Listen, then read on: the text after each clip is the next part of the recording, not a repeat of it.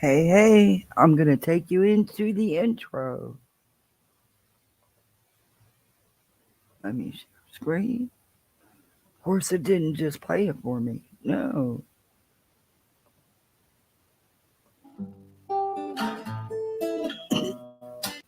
Home in the valley, home in the city, home isn't pretty, ain't no home for me. Home in the darkness, home on the highway, home isn't my way, home I'll never be. Burn out day, burn out the night. Can't see no reason to put up a fight. I'm living for giving the devil his due. I'm burning for you. I'm burning for you.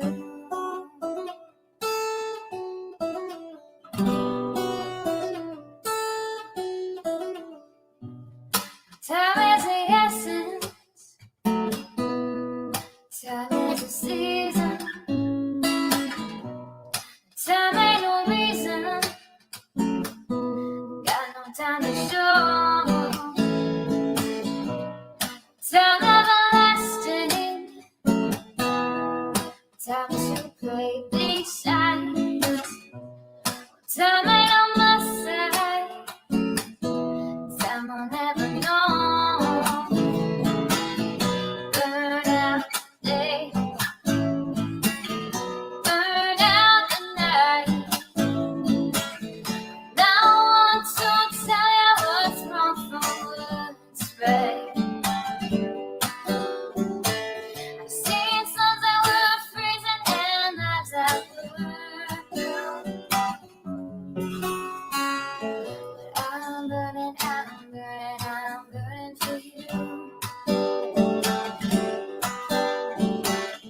I'm burning for you.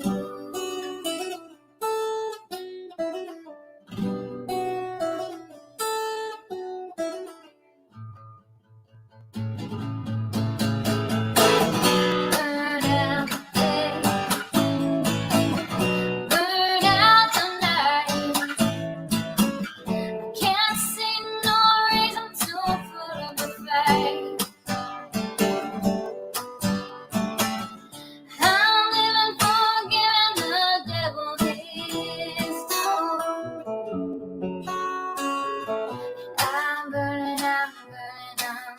for you. I'm burning for you. I'm burning for you. I'm burning for you.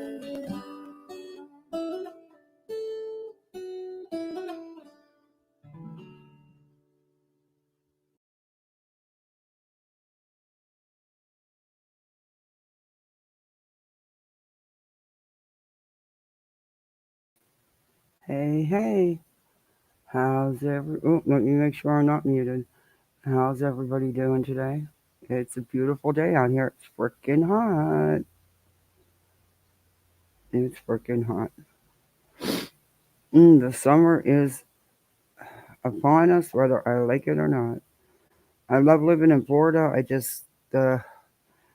There's a couple months that I wish I didn't live here because it's just so freaking hot all the time.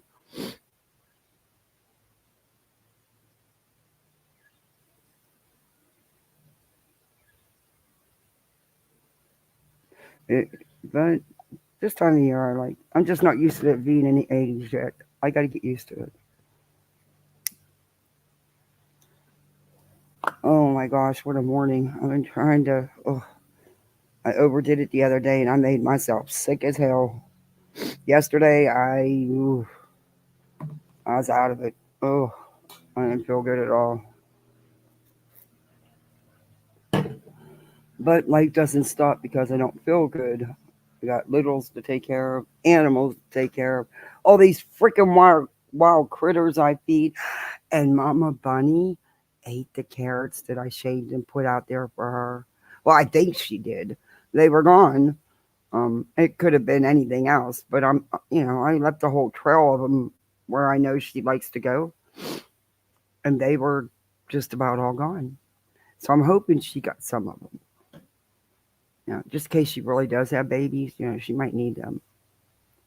And God bless her, she does, because rabbits don't last around here with all these freaking poisonous snakes. Okay, let's say hi. Oh, I can't even see what I do. Oh, my glasses are on my head. That works. Yeah, it's been that kind of a day. Hey, Mark. I'm so glad your mother in law's doing a little better. That is awesome. That is awesome.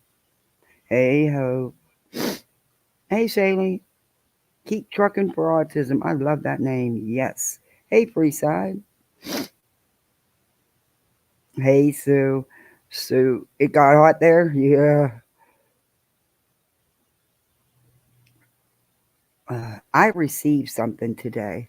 I'm not gonna show my. Oh my God, my allergies are so freaking bad, and my COPD doesn't help anyway. The situation, but I am so sick of this. My nose is so sore. Nothing helps. I've had multiple surgeries and complete removals, uh, and no medicines ever helped. Not much, but I'm over it. Um, I received the coolest thing today. I don't. Can I say who gave sent? Can I say who sent it to me? You know who I'm talking to. So if if you say it's okay, I'll say your name. If not, that's cool. But this is so me, and I desperately needed a new cup because I'm one of them people that holds on to things for freaking ever till they fall apart, and then you got to get rid. Yeah, I desperately needed a new cup. This is so cool. And this was from Sue. Let me see if I can turn on this camera without showing my mug. No, it's going to show my mug. I don't know if you guys can see it. I'm terrible at this.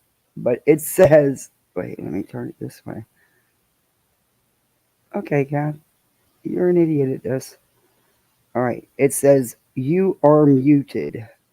Now, is that not me or what? I love it. I love it. My daughter's going to go crazy for it because it's pink. We'll be fighting over it. Thank you so much. So to take the time and make something for me and send it is, yeah, I got it, Mark. Are you sure you don't? You're sweet, Mark. Um, yeah, and I put your name so I know when it's you because I still have to. Hey, Seeker, I still have to screen my calls and text because Bio Dad will go off on one of his tangents and burn my phone up with internet phone numbers. I can't even block fast enough. It's that bad. It depends on if he's ruling that day or not. So I have to keep everybody's name with their number because otherwise I don't answer. I let it go to voicemail. I mean, I've gotten as many as 100 calls a day from him. It's insane.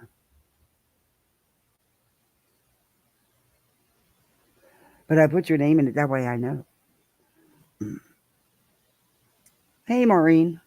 Sue, I can't thank you. That is so sweet of you. And I really needed a new cup, and you can bet I'm going to use it every day after I fight with my daughter for it. Oh, you couldn't see it? Let me try again. You know what? Let me do it this way. I got a better way to do it. And then I actually even already, well, made part of dinner.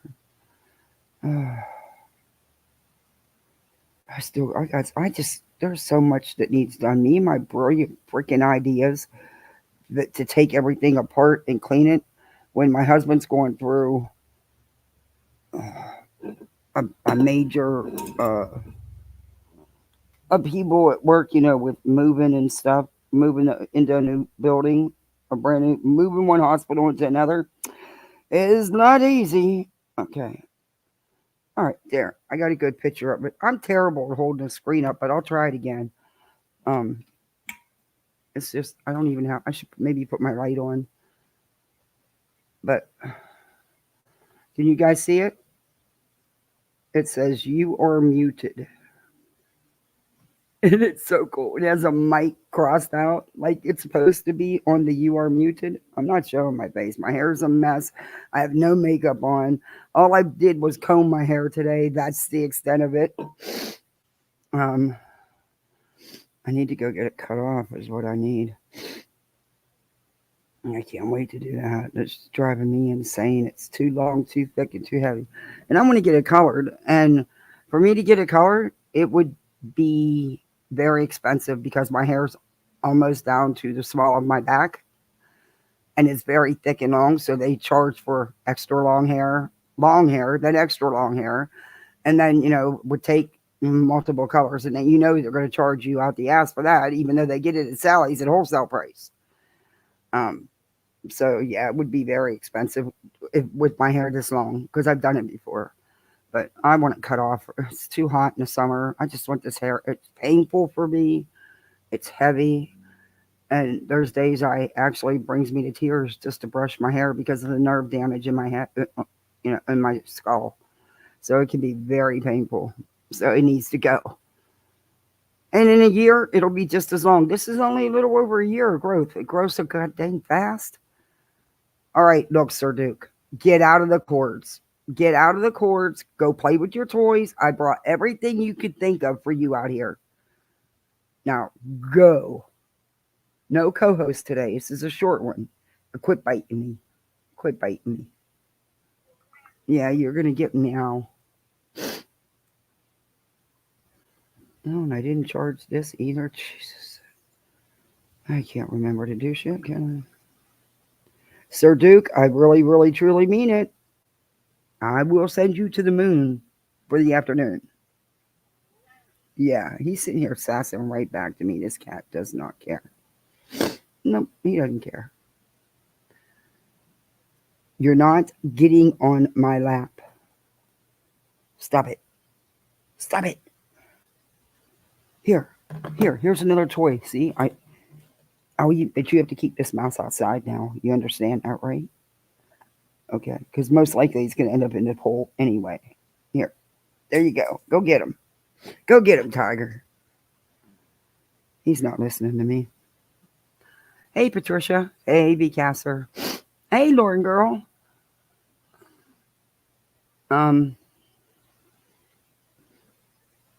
Stop.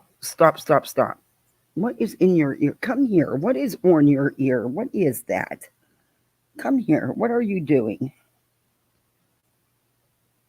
Okay, now I'll leave you alone. Get, go. Skedaddle. Here. I'm going to throw his treats across the patio. That'll take him a second at least to get out. Oh, look at it. To get out of my hair. He's going to pull my cords out. There. Go play chase with your treats. You're such a ditz. You didn't even see where I threw them. You were such a ditz. Go sniff. You got a nose. Here. Pooch. Here. I can't call him Kitty because he doesn't come to that. Oh my God. He's doing this on purpose so I throw more out here. Look at this. Here. Go get it. Okay. Go get him, Duke. I'm not putting no more out there. Go get him. Over there. Go get him. Go get him. Oh, you're lazy. You are so lazy. Okay, one more and that's it, dude. I gotta do your ears. I don't like that. Here, that's it. Now go get a life. Hey, okay, Boomer. Yeah, he is up to no good. He will not go chase them treats. Unbelievable. Hey, Cash. Unbelievable. Okay. Uh, what a lazy cat. I have been up since about a quarter till 5. But it sucks because in the morning I get up so early and I can't do anything.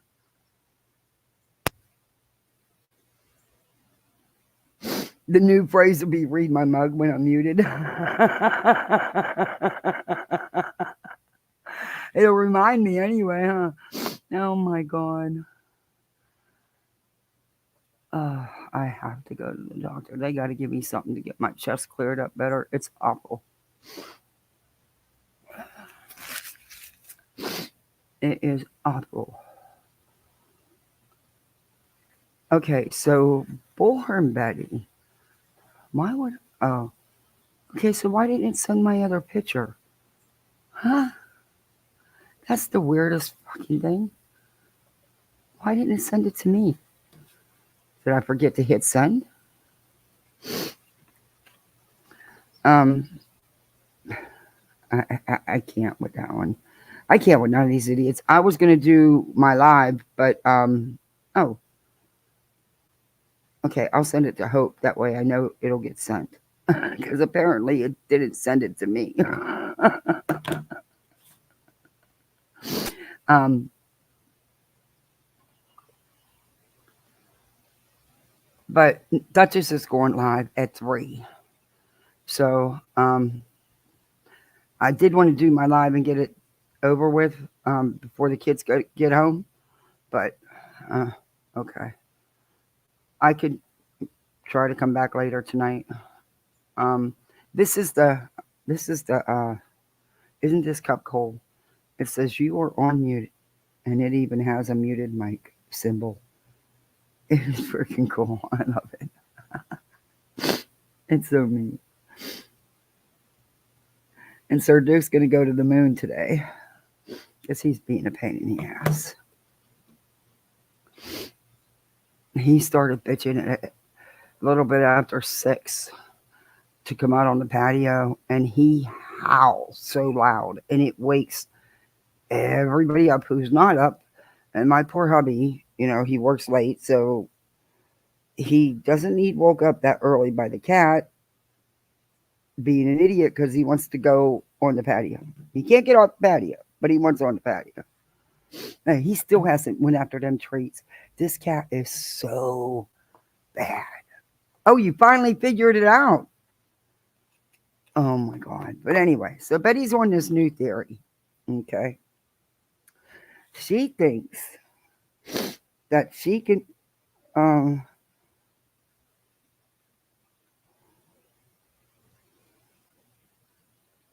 I see. She thinks that she can now tell you about Chris Proudfoot because of his genes. Oh, I have a dog. He's my baby. My 78-pound lap dog. He thinks he's my lap dog. He really sits on my lap. He does all the time. He's my baby. My Bubba's getting old. His arthritis is getting bad. And he's getting old. Breaks my heart. But we got more time out of him than they thought we would. Because when we rescued him, he was full of heartworm, and it was awful. It took us a year to get a negative test, constant treatments. But we did it. Even surprised the vet. Called willpower. I wasn't giving up.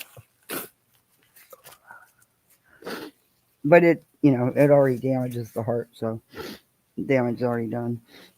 And you could tell he doesn't play like he did, and when he does, it's for just a couple of minutes, and he's already tired. Hey, Vircan. My Bubba, oh my gosh, that's my baby. My husband ruined him when we rescued him, because he's a brindle pit, so they don't keep the pits. They want to put him down right away. And this dog was left tied out to a tree in the outer Mondexes, which is nothing but swampy area. And what they do with the fighting rings is They take the bait dogs and they tie them up to trees. They give them very little leash. If they can sit down, they're lucky, and they'll leave them there. Sometimes they don't go back for a week or two.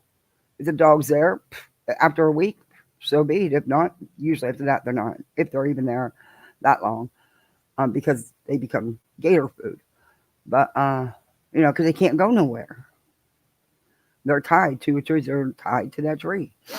So we had torrential rains, which is common here in August. I mean, it was bad for like 3, 4 straight days.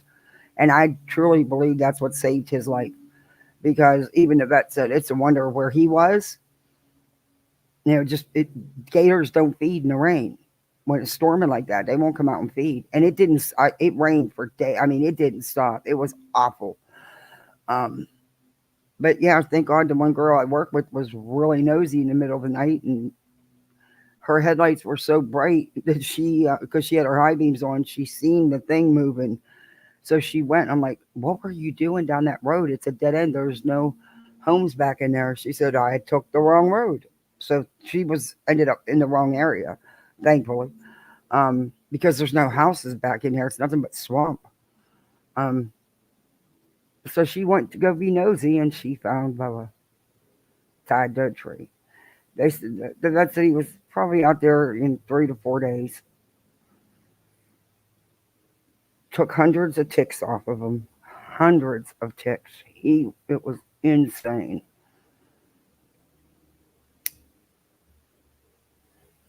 But he never begged for food. He didn't get on the furniture. It took my husband all of 2 weeks to ruin that shit. I mean, he still won't take your food. If you don't give it to him, he won't take it. You could put a steak on that table, on the coffee table. That dog won't touch it. He will not touch it till you tell him he can have it. But he'll beg for food. Because my husband, within 2 weeks, he just took over our freaking bed. See, men can spoil the animals. I have puppy pics. Oh, you got babies. I want more. I have 3 dogs. 2 are 12 and 1 is almost 2. They are big dogs and one always sit on your lap. Yep. Hey, Chico. And if it's storming, this poor dog, he's terrified. His storm anxiety is so bad. I know a couple hours before the rain gets here that it's coming. But he gets confused because it's Florida. We get all the hoopla a lot of times, but don't actually get the rain. I mean, we'll even get thunder and lightning, but we won't get no rain. It'll get dark out and not a dewdrop of rain. But his radar is just that there's a storm coming. But I feel so bad for him. It's gotten better over the years, but when we first got him, I would just sit and just hold the poor thing. I felt so bad for him, and the vet put him on medication because it was so bad.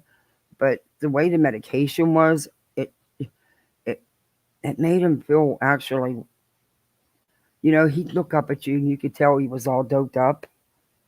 And he was like, why'd you, help? So now I use just Benadryl and it does help.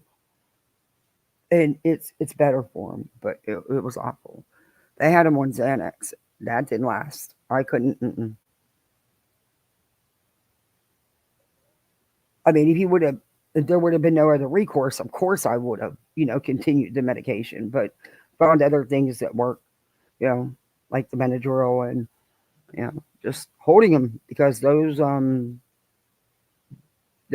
coats that you can get for them, the vest, didn't help a bit. Okay, didn't help a bit. And plus he thinks. Yeah, Benadryl, true crime. You taking notes? Okay. And that's legal. You can buy it over the counter. Hey, Meowsaurus. Yeah, it's sad. And what they do is if the dogs survive, then they're bait dogs, is what they are. They're put in the rings to train the fighting dogs, the so-called champions.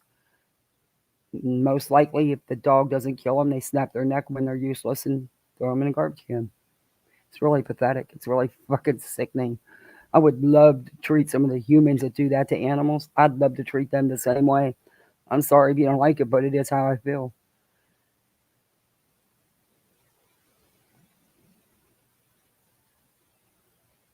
So I wasn't letting him end up being put down at the shelter, even though I had just lost my dog. The last thing we had of our son was Damien. Um, our son rescued him and his brother, and we had Damien. And my son had Rocky, and it was hard when we lost Damien because it kind of like was the last thing, I don't know, physically that connected on this earth that connected me to my son, I guess. Um, it really destroyed my husband there for a while, and that for the same reason, not just the dog, but because his brother Rocky had passed away years before that. But um, and I wasn't going to get no more pets. I was just done. I lost my two cats. I lost my dog. I was done. I just was done. Well, guess what? I rescued a dog and a cat. So I'm not done. And every freaking wild animal out here that needs fed, I feed it. I find it something to eat. Hey, Seeker. Got three pits. One of them is 112 pounds. His sister is 65 pounds. And the rescue is 75 pounds. I rescued her during a snowstorm. She was skin and bones. I was so mad someone would do a dog like that. Yeah. Oh, I'm so glad you got her. Yeah, Bubba was in bad shape when she found him. He was in. We we took him to the vet. It took a bit. It took a few bucks, a few bucks. But I didn't have $5,000 to do the shots, which there's no guarantee they work anyway. They can't guarantee any of the treatment. So I had to do the harder route with the antibiotics, and I had to cook his dog food, which was nothing but ground turkey and vegetables.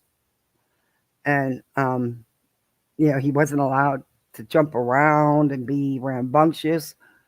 They guessed his age at about 3 years old.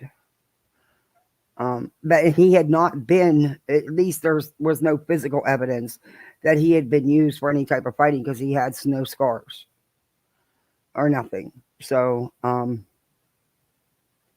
like the vet said, they're throwaway dogs. They don't, they don't care. I'd like to throw these freaking humans away because had it not been raining so hard, he most likely would have gotten eaten by an alligator or, you know, killed by the alligator.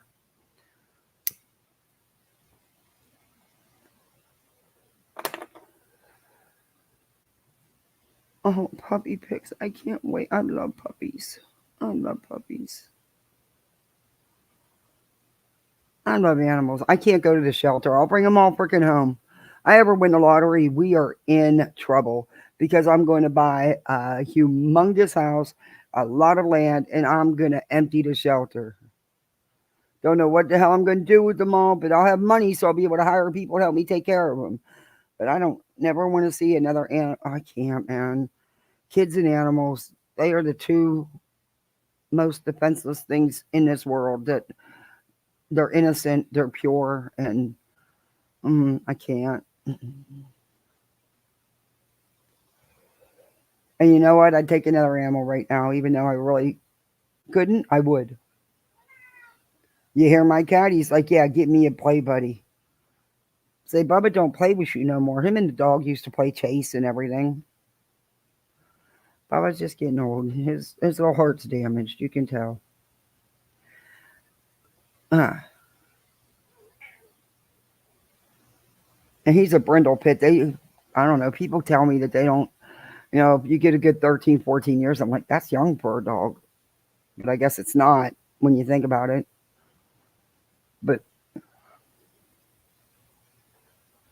let's see, we've had the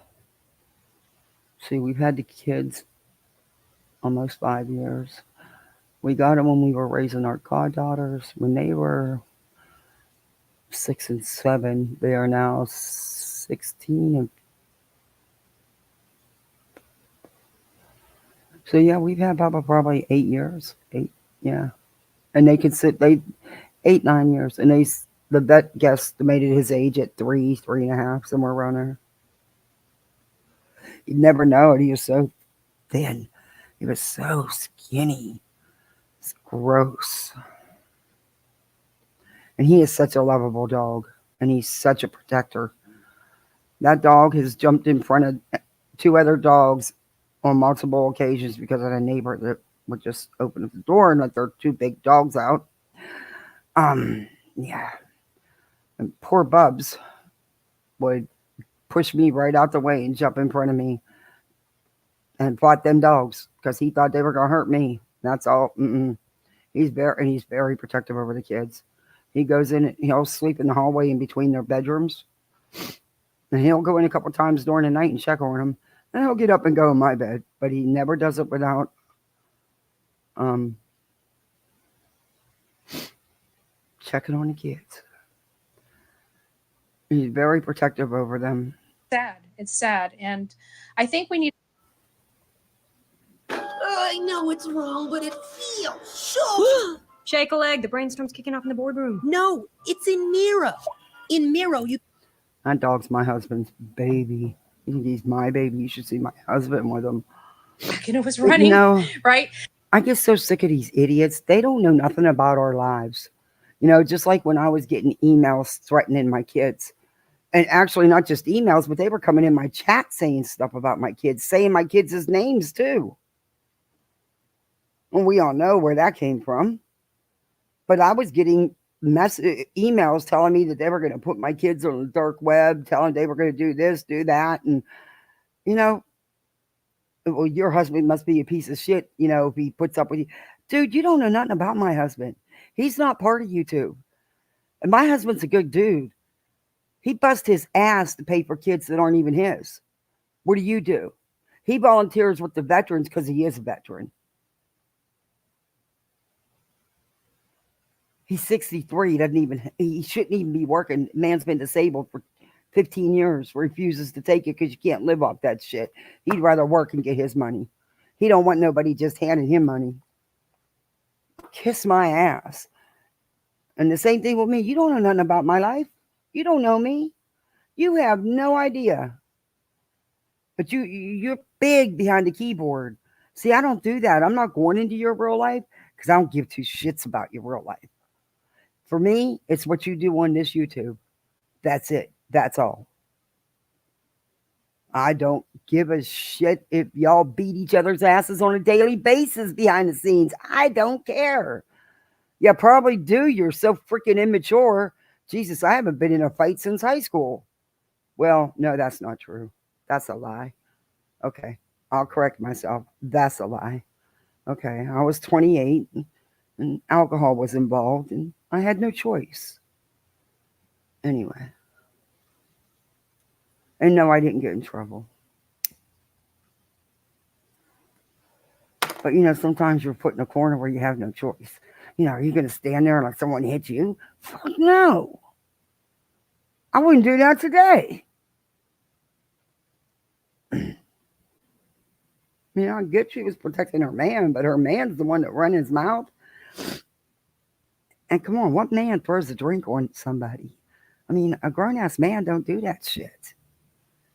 And, he kind of asked for what he got. It is what it is. He got his ass beat from the door of the club, across the street, into the freaking parking lot, and back over. I was like, holy shit. But he wouldn't stop.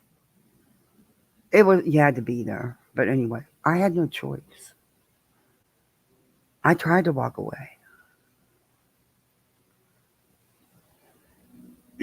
But life happens. That was a long time ago. I'm too old for that shit. And I only did it in self-defense. I didn't have a choice. I'm not just going to walk up and smack somebody, even though, Betty, sometimes I do want to jump through the screen at you and, slimy and that 111 and slimy.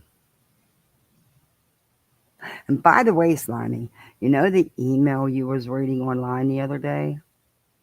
that you weren't exactly completely honest about, guess what? I know who sent you that email because I got it.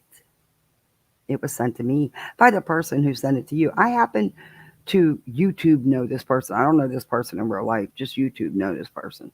And I can tell you, you're not even close. You're not even close. But, oh, and guess what? It's not Chris Proudfoot. Yeah, dumb shit. But we'll get into that in my next live because I don't have time to do it all today. No, not with this short live. Anyway. But this is, if you notice, my thumbnail was blue jeans. Because Betty says, and I researched this because, of course, I'm going to, and I'm going to share the articles with you and let you know the article will be in the description. You can more than feel free to go back and read the article because it's a lot. There's only so much time here. But according to her, Chris's blue jeans and Seth's blue jeans tell her a lot. Okay. She did a whole live about it. Does wear pattern hold a clue? See, what Betty does is if she does it, if her mods don't do it for her, is she will Google something, but she only reads the bold print in the title. She doesn't click on it and actually read it. Yes, in certain cases, they will try to use genes, and I'll explain to you why. But guess what? No, I'll read that to you too. What the FBI had to say about that, and how you can't really use it as evidence because it's not reliable evidence, bets. But all you had to do, again, was click the freaking link and read the freaking article. I mean, it's not hard to do.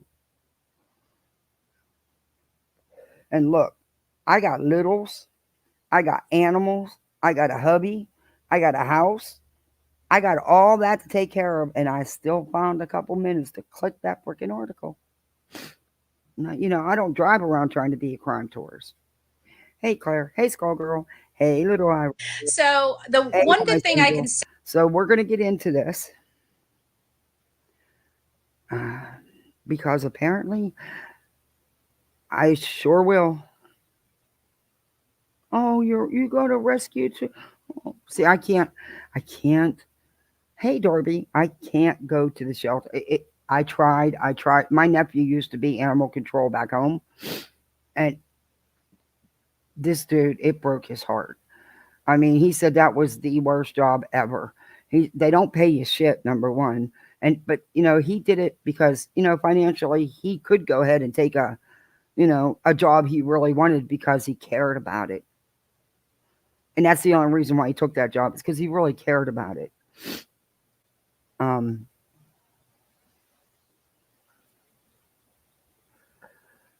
He wanted to be, his dream was always to be a state trooper.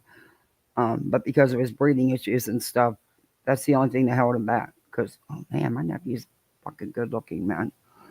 Dude. Anyway, telling you, mixed kids are the prettiest, the most handsome.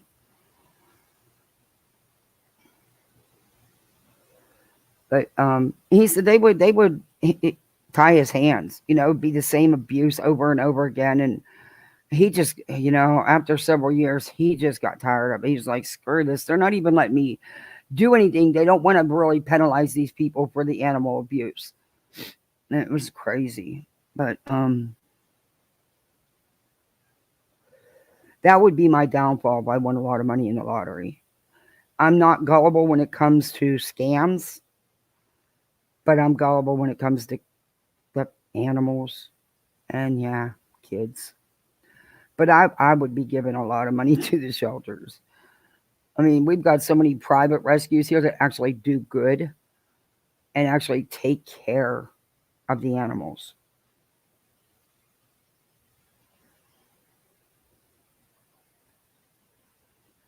And everyone thinks, well, most foster parents are in it for the money. Yeah, There are some. I'm not gonna lie. There are some, because there's programs where you can get additional funds for this, for that, this and that. Depending on what their level of reunification is, their percentage of of being reunified, and there's all kind of things. But when it's relative care and it's a distant cousin that you didn't even know, never had met them before, so you're basically still a stranger, you don't get jack shit. You don't get jack shit. They pretty much hang you out to dry. And so I understand why, family members don't step up as much, because, it's a big burden, to take on two kids. It is. It's a big financial burden. But they don't, technically they are not considered foster, even though they are foster. It's just a technicality. They don't list them as regular foster. So therefore they don't get the benefits that regular foster placements, like my other placements, would get. Like, the for sure direct deposit every month, the paper, the food, and whatever else they needed. The clothing allowance, all, when you first get a placement, they will give you gift cards for Walmart and stuff, whatever. I had to pull teeth. It took me 3 months. 3 months to get a $200 Walmart gift card. Now, mind you, the case manager dropped these kids off in my driveway at 7:30 at night with nothing. Knowing, after, because they were here, they inspected my house, had to drug test us, because you have to do it every time with a placement. Knowing I didn't have anything for littles, because I hadn't had littles in several years, a couple years. Yeah. Anyway, it was a mess. It was a mess, but I can't blame her. She had been at this job for 20 years. She was burnt out, overworked, severely underpaid. They are so understaffed, and I actually really liked her. And I it sucked when she left, because we were at the end stages of court, and the whole team was all on board, and we were finally going to get the case closed and get to move on, and she quit. And we had to get a new case manager. But it ended up working out. The kids are safe forever. I'm 5'6" and she's 6'2", and she ended up on the ground, me on top with women on her ass. Self-defense. Yeah, the girl hit me, Chico. I walked away 3 times. I moved when she got in my face, but when she hit me, that was it. It was on. It was over. Don't ever hit me. When I wasn't even bothering this bitch, I can't help it. Her boyfriend was getting his ass beat. He deserved it. He's the one started it. Just so happened it was my husband that beat his ass. But anyway, I mean, my husband never swung first. You had to swing on him first. And on top of that, the dude threw a fucking drink like a little pussy. I mean, come on. Let's be honest. Men don't do that. Anyway. But I think that was the last time we ever got into. That was after a night of heavy party, and we were coming out the club at I think it was like 5 o'clock in the morning. We were at the nightclub, and then we left and went to the after hours club after we closed the nightclub down. This was in Pittsburgh. Yeah. That was when we were young and dumb and could do stuff like that. I couldn't do that now. I'm dependent on it. I couldn't. I was asking my husband the other night. I was like, "Don't you miss going out on the weekends? Going out, because we always went out dancing and stuff, And then we go, if we didn't stay if there wasn't a private after hours party with the nightclub owner that we knew him real well. And a lot of times, he would close down at 2.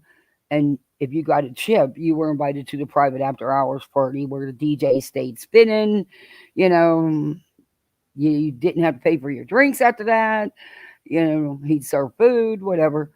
And But when he wasn't having one, we'd go to the hole in the wall club where you went down into the ground. That's why they called it the underground.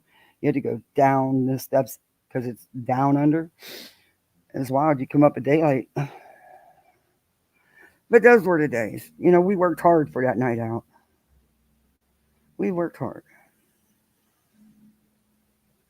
Yeah, my cat thinks he's the boss too, Darby. He really, really does. You were a beer can? No way. And you know all about Flood City, huh? Wow, that's so weird. And we're not far from each other down here.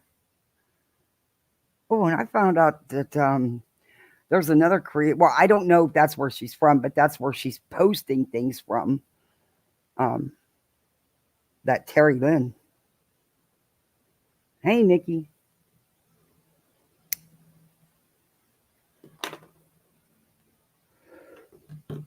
Oh yeah, my cat rolls my dog. The 100%. That dog won't even walk through the door if the cat's sitting in front of the door. He's such a baby. But boy, let another dog come around. Oh, hell to the no. The only thing he wouldn't let me do is I wanted to see what he'd do if someone tried to break in the house. So I tried to come in and I made sure I could open, I took the screen out, I unlocked the windows, made sure I could open the window. I left it open a crack. I tried climbing in my window. And nope, he wasn't having it. He was not having it. I wasn't getting in that freaking window. Though they don't use windows when they break in anymore. I just wanted to see what he would do. Hell, now they want you at home so they can get your PIN numbers and shit. Back in my day, when we got robbed, they didn't want us home. Hell, they even took the food out of my freezer. I'm not kidding you. They emptied the food out of the pantry and the freezer. I'm like, damn, they took my stereo, my TV, my VCR. They had to take my food too. They even took the baby's diapers.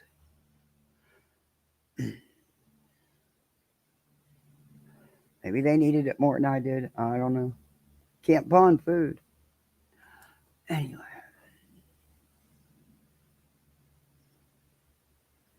You are, Patricia. That's cool. I miss the Berg.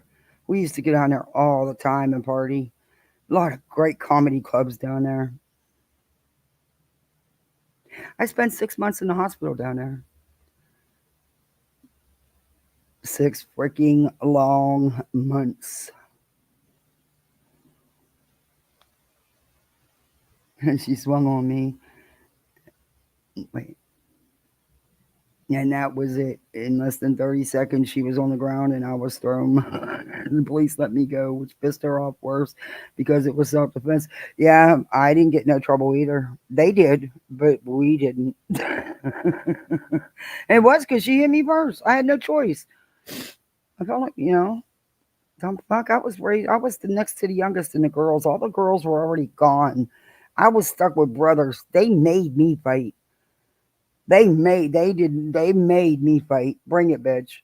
I may be 60, but I could still, if need be. Besides that, I grew up fighting because I had to for my family. We grew up in a time when people's ignorance were, man, the shit I did and seen. All because somebody's skin color is a little different or because they look a little different, Because I have a Heinz 57 family and I'm proud of every one of them. Everyone in my family I'm proud of. Always have been, always will be. We were raised different than everybody else, apparently.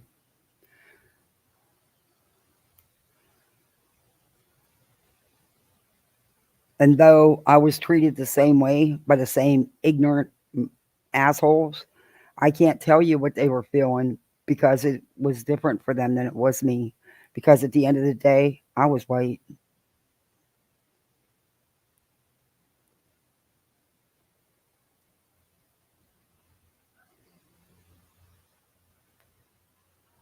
Anyway.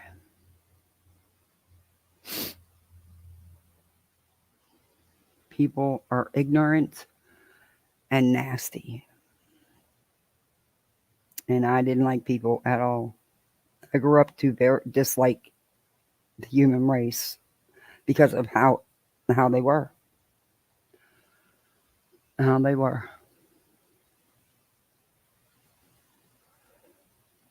And there's some memories that just never leave you, no matter how hard you try to forget.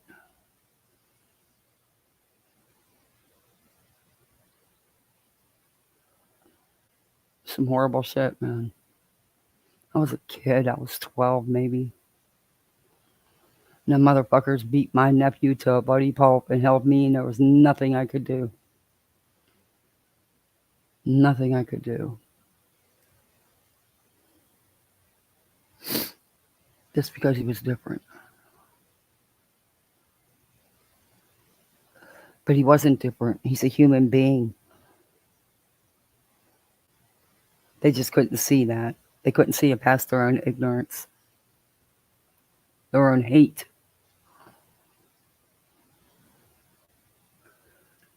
And of course, no one's going to do nothing because the ringleader was the mayor's son.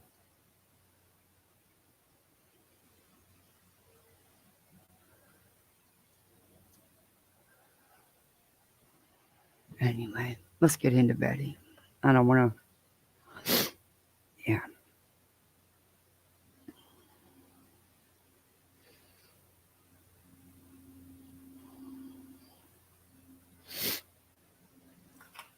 See, that's just being next to the youngest in the family of 13 kids.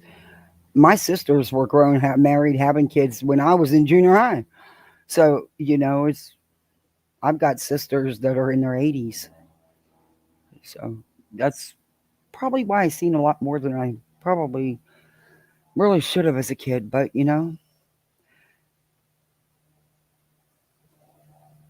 of glad I did because I seen that people are exactly what they portray themselves to be. Pieces of shit.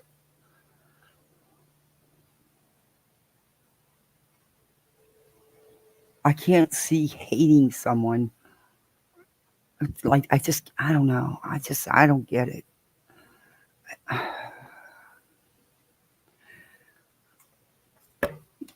Everybody's human, and that's at the end of the day.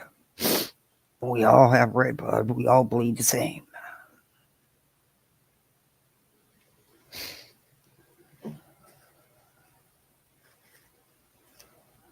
Oh, and trust me, it was hard for me. Not like them, no. Because like I said, at the end of the day, I wasn't Japanese. I wasn't half black. I still had white skin, even though I wasn't allowed to play with certain kids or or anything. Was not allowed in stores and shit with my family. It's crazy. People are crazy. Shouldn't even be an issue. There's bigger things in this world than these tragedy pimps.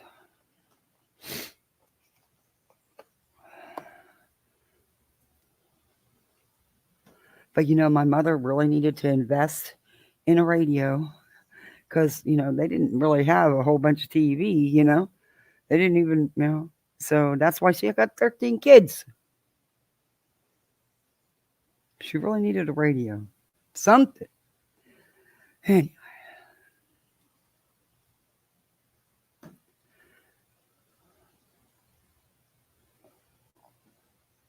Hey, Ninja.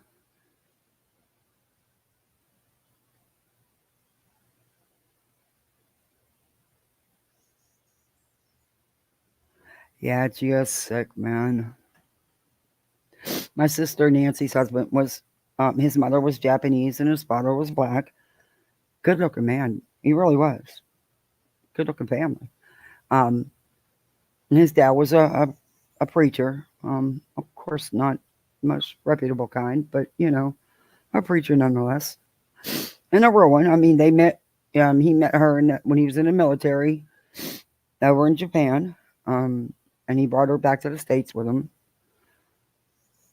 And they had a ton of kids. And then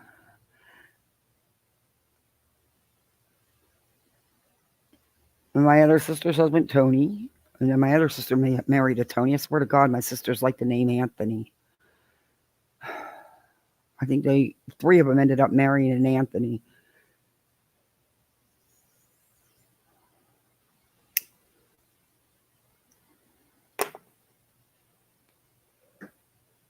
Oh, my banner. Thank you, Brittany.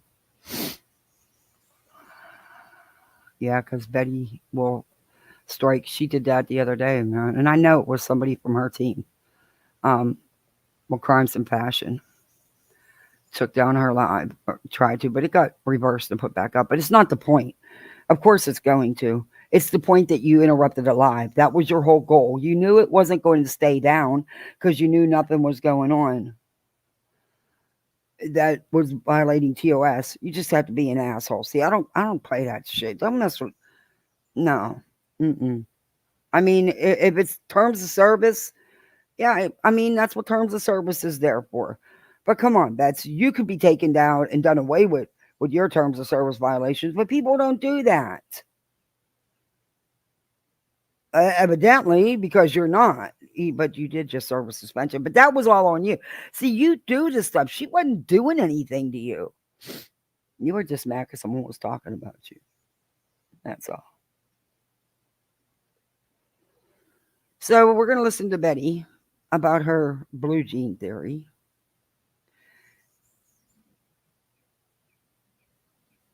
Maybe I should show you the article. Yeah. Nah, we'll get into it first. Then I'll show you the article. Say about the car is it. Oh, we have to hear about still this has car. Some sputtering. Do we really have to hear about this car? And by the way, Betty, just out of curiosity, I talked to the dealership about this computer. You said it's plug and play. Good luck with that, girl. Good luck with that. Okay, I just want to tell you that. Do you realize that the computer needs to be set up in programmed? You do know that it doesn't come done. You have to get it done. I don't know, but good luck with that, master mechanic. Computer needs to be replaced, and that's what I came back home for, because for them to replace the computer, it was going to be about $600 some additional. Like I just paid another $700 on top of the $1,740. Okay, so why does the number? I mean, I don't care. The car repairs are expensive. I believe you; they are expensive. What I find kind of funny is how the totals keep changing. But okay. To get expensive, so I opted to come back home and wait for the $228 part and put it in myself, right? So I just save about $400. You do realize you still have to take it in, right? You do realize, okay, master mechanic. Point now, it's like getting to DEFCON 5 over here, right? No offense, but if you still think stocks, real estate, or crypto are the best passive income investments in today's economy. So the car made it back home. The good news is it seems like it's driving much. Oh, I know what it would be in my truck, and it wouldn't be $200 some. That I do know. Oh, she's already laid the groundwork for that, Mark. Yes. Because she said before she knew it was the computer yet, but apparently these mechanics are either playing process of elimination because they really just aren't checking, or there's just multiple things wrong with this car, which could be. I mean, it could be. Usually it's like a domino effect. When one thing goes wrong in an older car, the rest just follow. But she said she wasn't putting no more money into the car. Here she is. But anyway, I'm wondering if it's because she didn't get the dono she thought she was going to get in the first place. I don't know. But, sometimes the job helps pay for those things. Believe me, my husband would love to stay home. He won't be retiring anytime soon. We got kids to take care of. Yeah. But, job usually helps pay for that kind of stuff. Much better. It seems like once we get these final repairs. And dude, you really should not rely on YouTube money. Because you know what? As fast as your YouTube money comes in, it can be gone like that. That's just how YouTube is. That can't just be your bread and butter. I mean, anybody could lose their channel at any given time for any reason and not get it back. I've seen it happen to many people. I've seen them lose monetization and not be able to get it back. And they didn't even deserve to lose monetization. So I don't understand how you get away with your reused content, but okay. Resolved. I'm probably going to be driving. Yes, I am here, Jules. I'm here. So it does feel like, I mean, there's some sputtering there, but I think once the computer's fixed, we can identify whether it's, I'll just replace the ignition coil and the spark plug in that position if it's still, sputtering, because with the stuff that's been going on, could it have affected the spark plug? It could have. So just to be on the safe side, I'll probably end up replacing. It's stuff that I can do myself. I know how to change out spark plugs. I know how to change out ignition coils, those types of things. And I obviously know how to change out the computer. I mean, it's literally sitting right there on the top. So, and I paid extra money to have all that VAT security. Have the necessary machine for the computer. You do? Okay. Just asking. I mean, hats off to you, Bets. I really thought about calling you when I was broke down. I wasn't far from your house. Actually, probably like a little over an hour and a half away from you.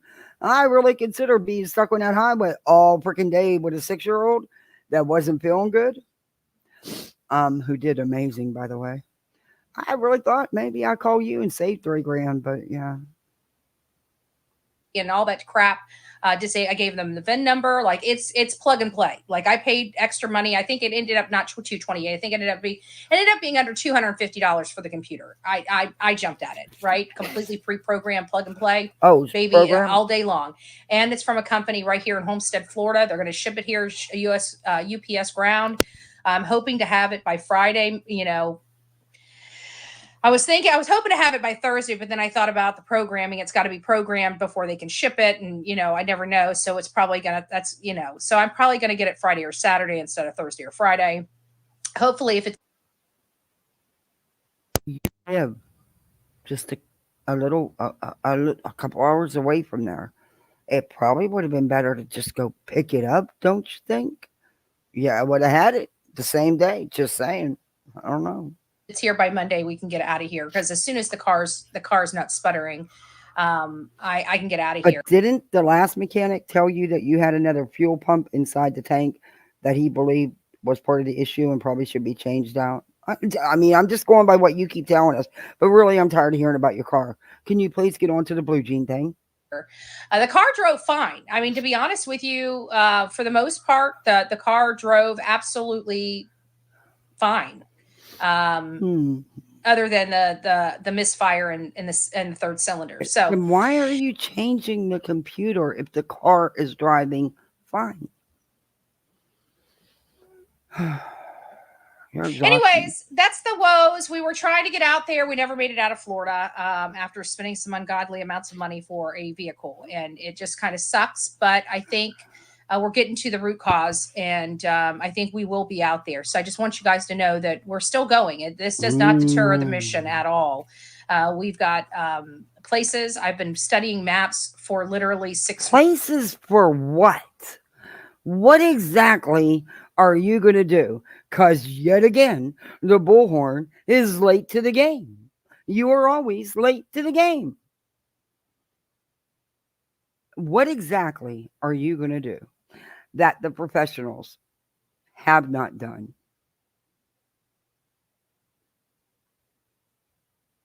Weeks. I've removed stuff that I was originally thinking could be a possibility, and I'm focusing more on behaviors and patterns versus. Okay, look, just because you read the very first page, which is what the preface in a book, does not make you an expert. You even admitted you didn't read the book, Betty. You read the preface. That's it. You're not a language expert.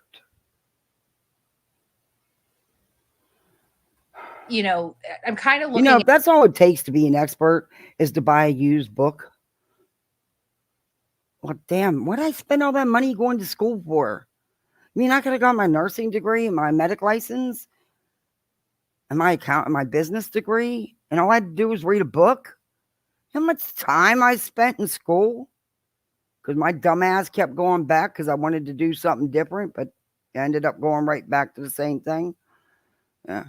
I think I just was like going to school. I have no idea.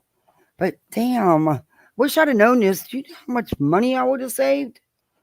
Do you know how expensive nursing school is? And paramedic school was free. I got to admit, the ambulance service paid for that. All I had to do was pay for my books. They paid for the actual courses. Anyway, but business school I had to pay for. I had to pay for everything for that. That was worse than nursing school. But anyway, I wish I'd have known that. See, you could have gave me advice back then, Betty. At Chris and his comfort element, his comfort areas. And so those are the kind of the places I'm going to be checking first. Are people saying CP was home? Betty, you don't know him. You don't know his family. You don't know what a comfort area is. What the hell are you talking about? You're going there to do your crime tourist thing. You, my dear, are the head of the crime tours, along with JLR and Dolly. You're going to go there. You're going to have your phone out streaming live. And you're going to be streaming yourself, acting like you're walking around searching when all you're doing is getting yourself content. Because you'll bitch the whole time. Like always. Until people get tired of hearing you and shut you off. But you won't actually help. Hold on here. Listen, if you're a woman, then you really should know some sort of self-defense. And right now, the U.S. Concealed Carry Association and not at work. Tell me that wasn't a fitting ad. Betty's getting ready to go to Tennessee. Okay. And then the ad comes on that women should be able, that's a fitting ad. I'm telling you, YouTube gets it right with the ads with her. Hey, Christina. Hey, C. Nikki. Drama. RKB. Yes, that is my understanding. My understanding is he hasn't been to work. I don't know. Well, let me back up here. Let me give you all the information that I have.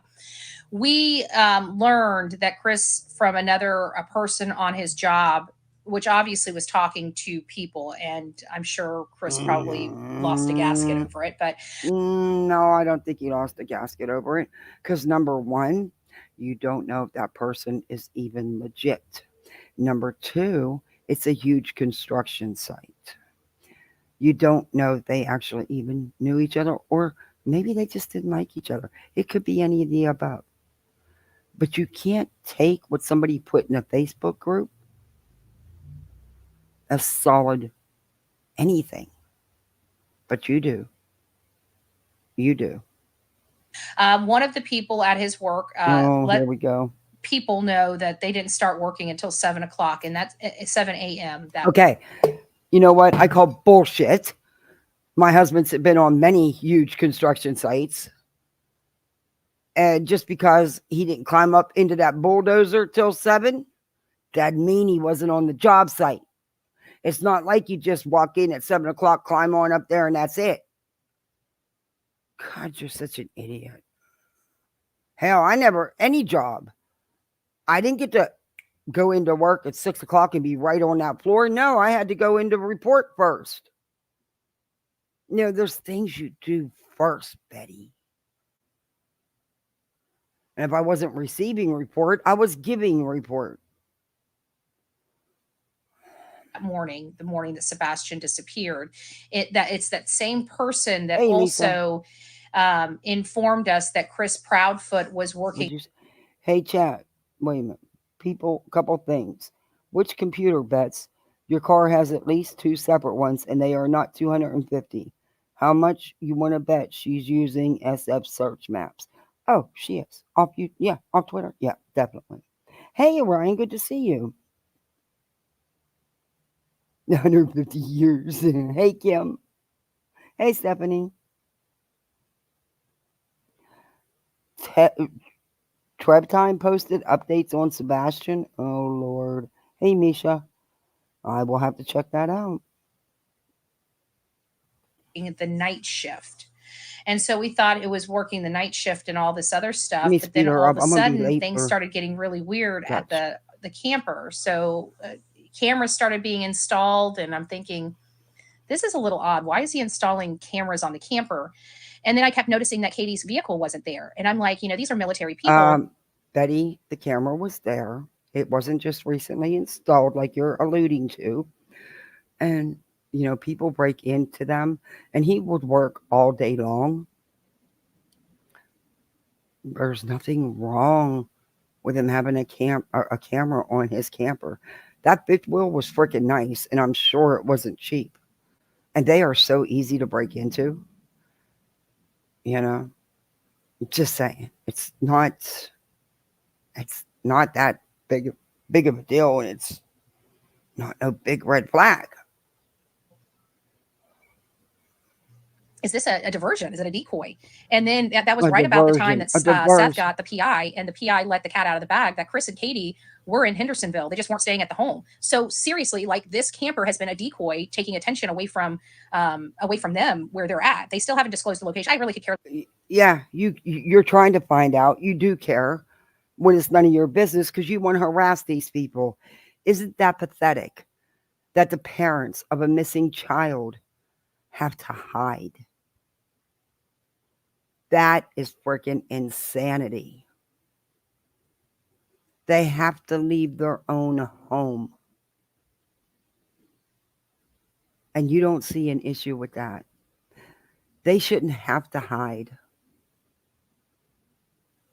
But because of people like you, they do. Congratulations. You've all reached a new low. Or less where they're at, whatever they're doing, they're not doing the right thing by their son. That's You all. don't know that. I don't care where they're at. And the people out there they can't control their behavior clearly. So they're going to be out there acting like life's just normal for them, without a kid, living life, and somebody's going to see them living normally with a missing child, and they're going to start snapping photos. There's no place. Anybody that hears about this case and sees these two people out there enjoying life are going to be taking pictures and posting them, because I don't know of any. Number one, they have no right to do that. They're not enjoying life, Betty. They are living.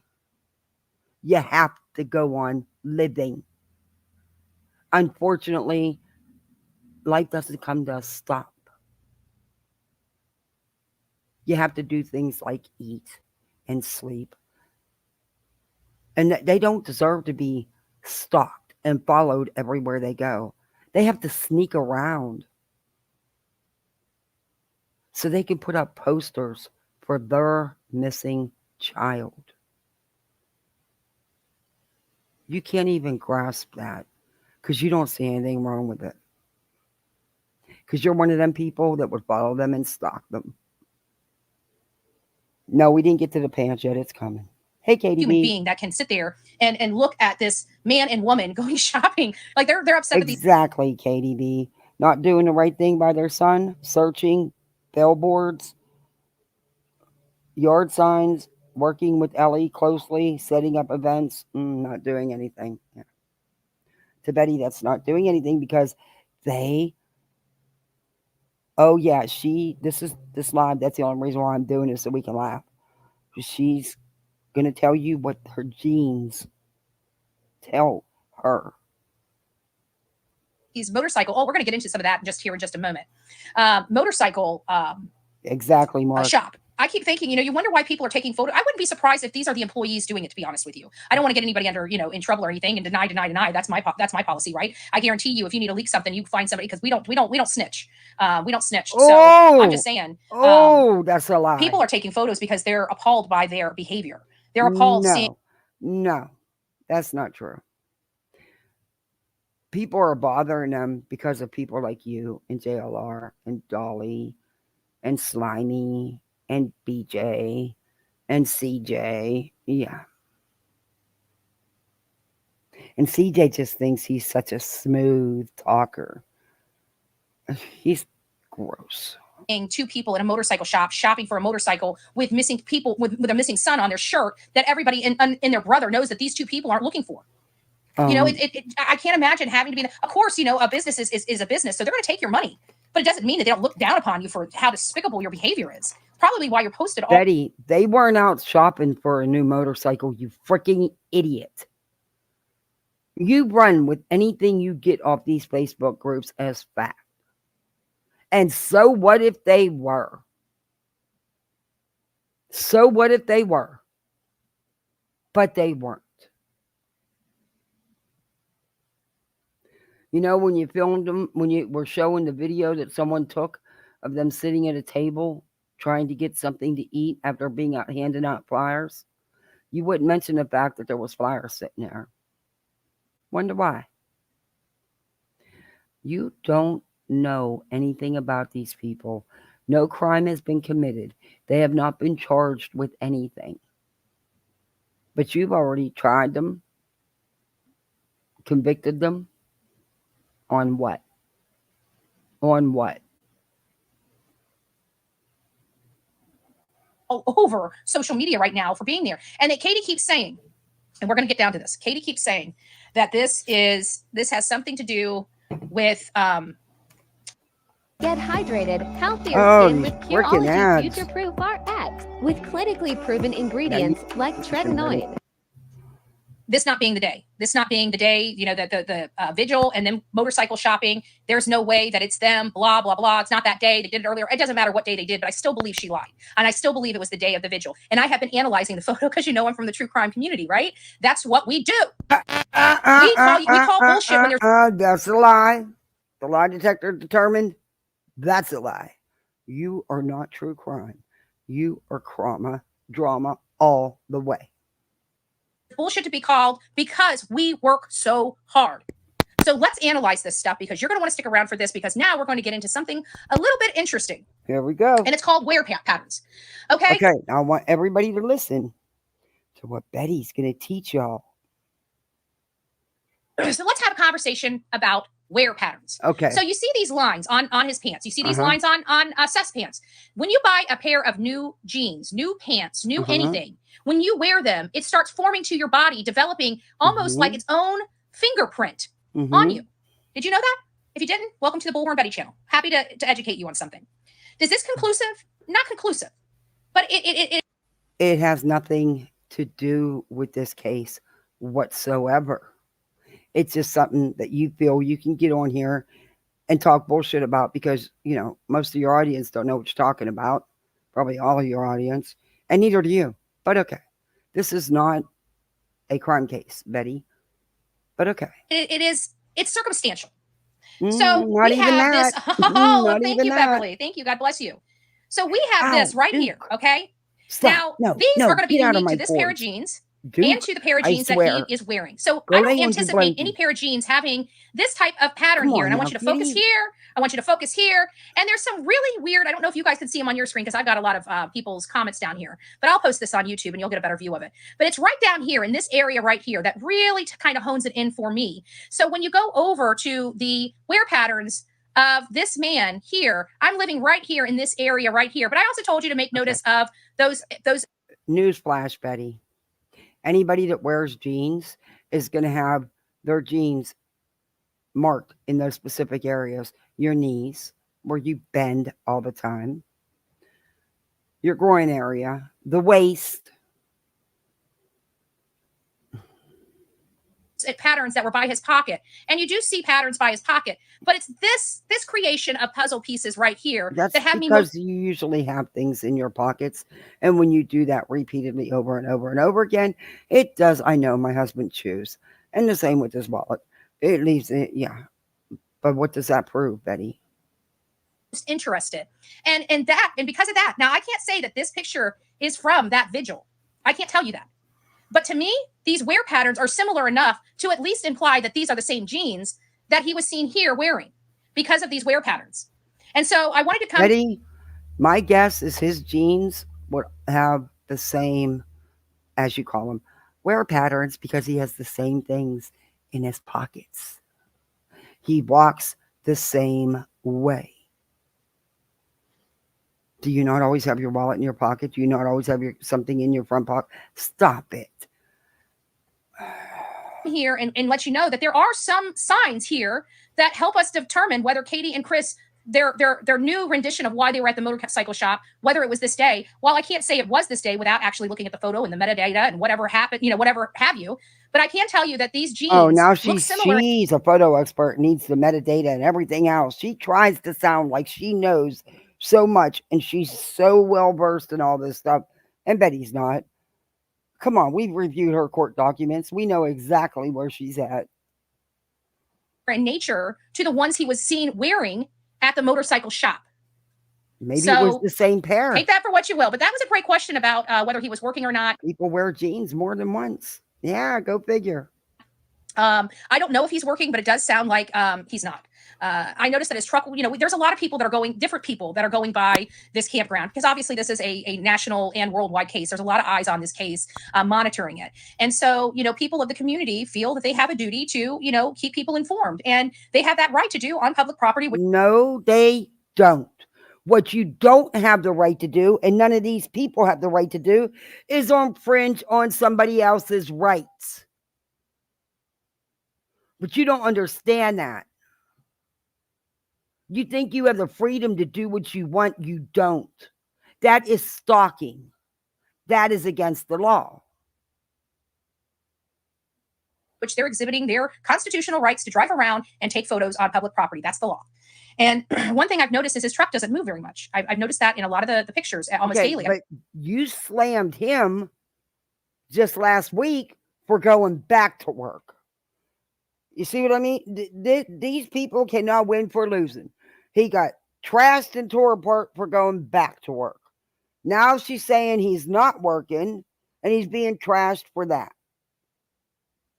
I'm like, let me show you something real quick while we're at it here. Let me show you. She thinks that, oh my God. She tried, and all she did was Google it just like I did, or to have something to say, because her content is nothing but a regurgitation of everything else that she's been putting out for weeks. Her TikTok videos are all the same shit she's been putting out. She did the same thing with the Idaho 4 case. Oh my God, for days she would sit there and reread the same stuff that has already been out and was really irrelevant. But this is the article most likely she Googled. It says, the wear patterns of your jeans aren't good forensic evidence. And it's a very detailed article. Is every pair of jeans like no other? According to the testimony of FBI forensic analysis, the patterns seen on denim are reliably unique and can be used to identify a suspect in surveillance footage. The problem is, this technique has never been subjected to a thorough scrutiny, and evidence acquired through it may not be as strong as it has been claimed to be. A paper published in the PNAS this week puts denim pattern analysis through its paces, finding that it isn't particularly good at matching up identical pairs of jeans and may create a number of false alarm errors to boot. And then the article just goes on. And it tells you denim barcodes. This is exactly where she went. The problem with forensic evidence, including fingerprints, bloodstain, ballistic analysis, have terrible real-world consequences. According to the National Registry of Exonerations, nearly a quarter of wrongful convictions in the United States for the last 30 years can be attributed to flawed or misleading forensic evidence. The patterns have been used as central evidence to convict people. But this kind of analysis reliable, is it? That hasn't been established. To test it out, Nightingale and Farid went to buy 100 pairs of jeans from secondhand stores. They laid the jeans out flat on a hard surface, photographed the seams along the legs, and digitally traced the pattern of light and dark points along the seams. To bump up their sample, they had Amazon Turk workers supply images from another 111 pairs, photographed using careful instructions. false alarms. So if one pair of genes can look noticeably different in different photos, is denim pattern analysis actually a useful forensic technique? The researchers used their measurements to estimate how often a true match would come up, and often their genes would throw up a false alarm, a score that looked like a match, even though the images actually came from two different pairs. And you guys, I'll link this article in the description. It goes on to explain more about how they do it. So there's that. So those genes, Betty told you absolutely nothing.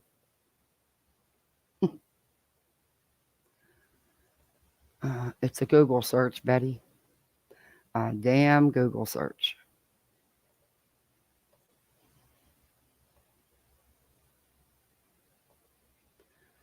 But she has to try to sound smart for her audience.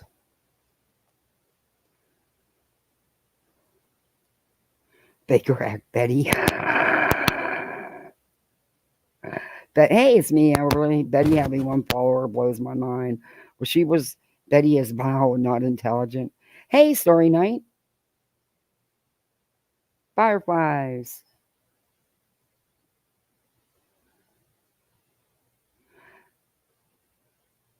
Seth is off work.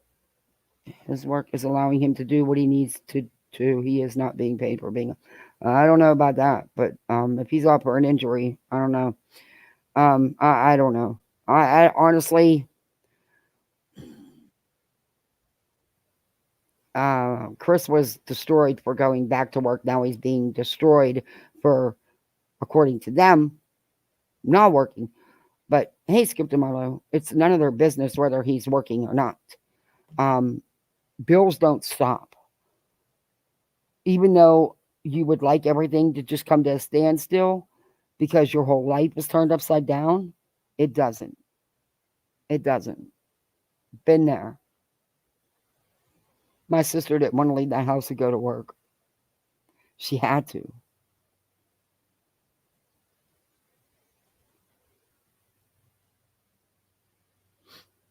And I'm just wondering how much time they're going to continue giving. That's what I mean. It just, look, my sister's employer was probably the biggest employer in that town.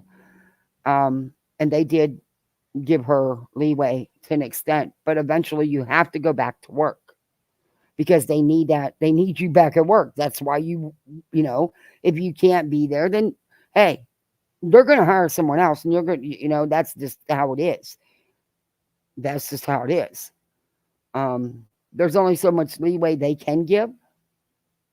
So, yeah, I don't know about all that anyway. I don't know. Even if you went to work and you park similar in the same spot, the vehicle looks a little moved. It's not identical every single day. And I started noticing that and kept noticing Katie's car. And I'm like, Katie's not alone. Right, There's no way yeah. that man's going to allow Katie to be by herself. There's no way, because I truly believe they hold some really, really deadly secrets between them. And I kept saying, because I keep thinking, if Katie can just get away from his clutches, maybe this case can start progressing. And I keep thinking there's no way they're together. No matter where they're together. So I think Seth's PI did kind of confirm that in part. In part. Which PI are you talking about? The one that wants to be an actress?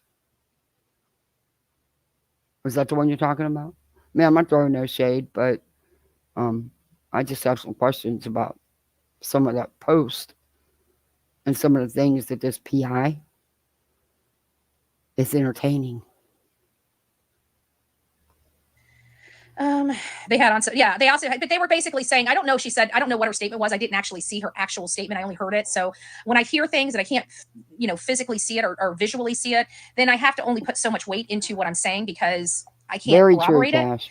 And I heard that, oh, thank you. And I heard that Katie had made a statement basically saying that was from a different time. And people were passing around that she said it does work. They feed. You're right. It does. They feed into it and they believe what she says when she has no clue what she's talking about.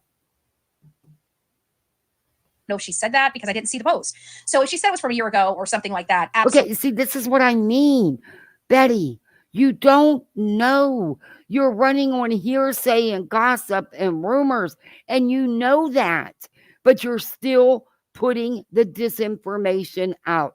I'm no longer giving you credit saying it's misinformation. It is outright disinformation. Absolutely not. Oh, thank you guys. Absolutely not. But if she's just saying it wasn't from the date of the vigil, does it really matter? Your son's missing. You have literally no reason to be in a motorcycle shop, and until your son is found, you have I've seen so many. This is what. Okay, so your child's missing, so you have no business going on with life. Do you ever think they were there for reasons that you don't know about, Betty? Do you ever think maybe it could have to do with a rally or putting up posters? And so what if you had to pick up a part for his bike? So what? They have to still go on living. What's so difficult is I've seen so many mothers grieve for their child. And most of the time, it is a... You must try Miro. Before Miro, work got lost across different tools. Monday, Jira, Slack. Okay, wait a minute. You're going to tell me that any parent that had a missing child and went back to work or went to sleep or ate or got on TikTok to all the time, they're not good parents then, huh, Betty?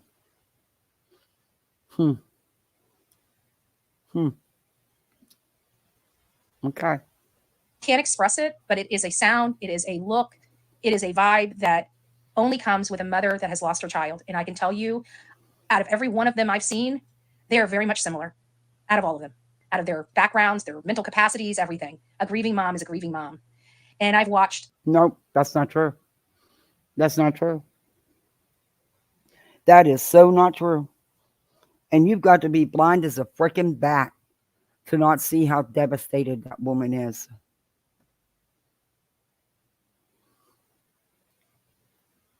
And held grieving moms.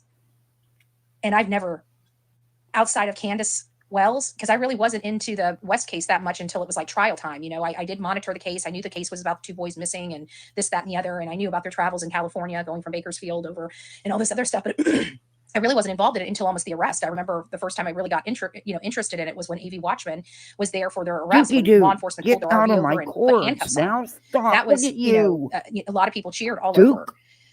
But when it comes to these children and them disappearing from their parents, I guess, watch, custody. I don't know, right away by looking at a parent, which parent is really concerned and which parent is faking it. And I don't care what. Oh my God. Quit lying to your audience, Betty. Quit misleading your audience, Betty.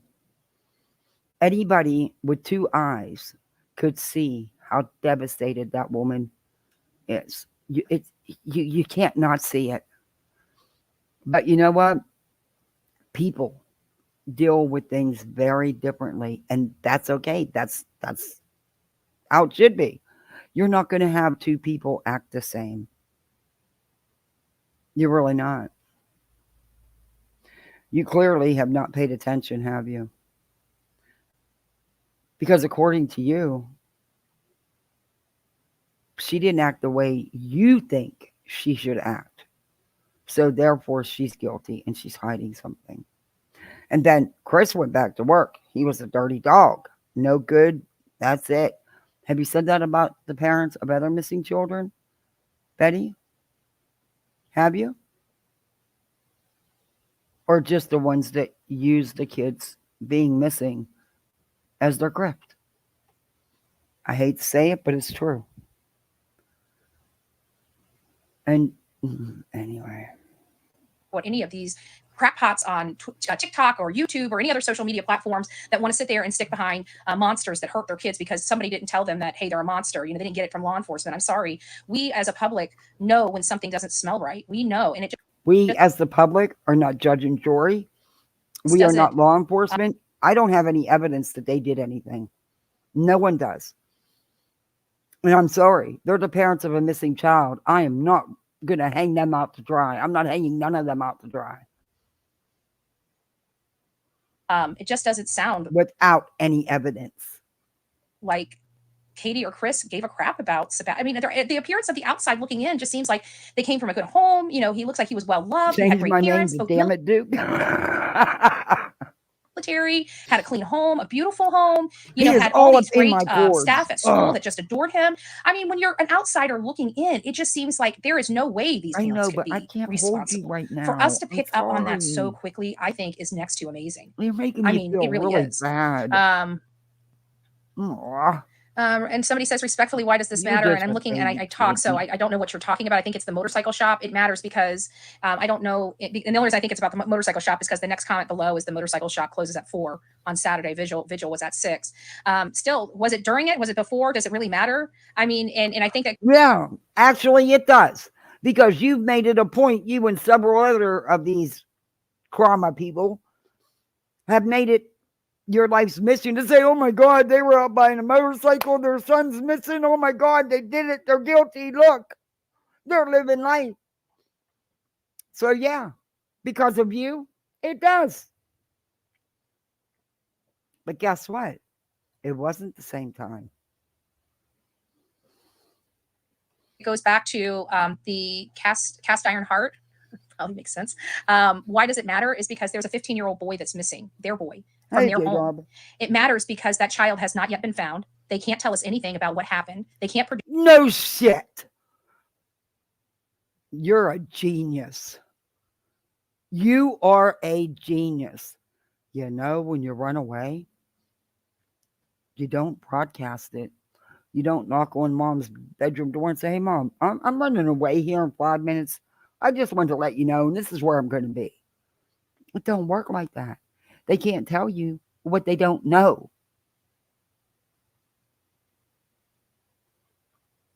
And I'm not law enforcement. I'm a nobody. I'm not media by no means. I'm just a parent.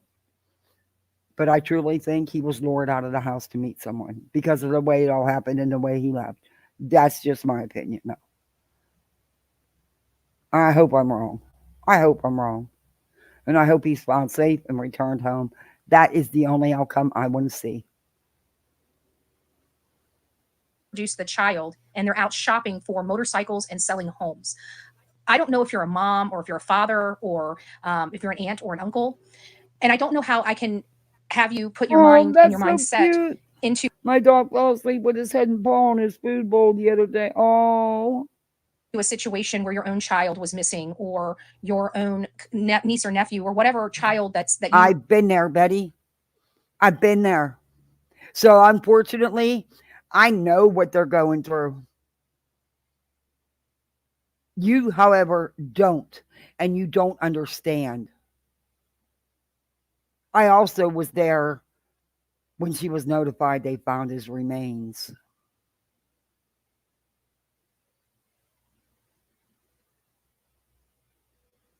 So you can go all the way to hell, Betty. You really can go all the way to hell.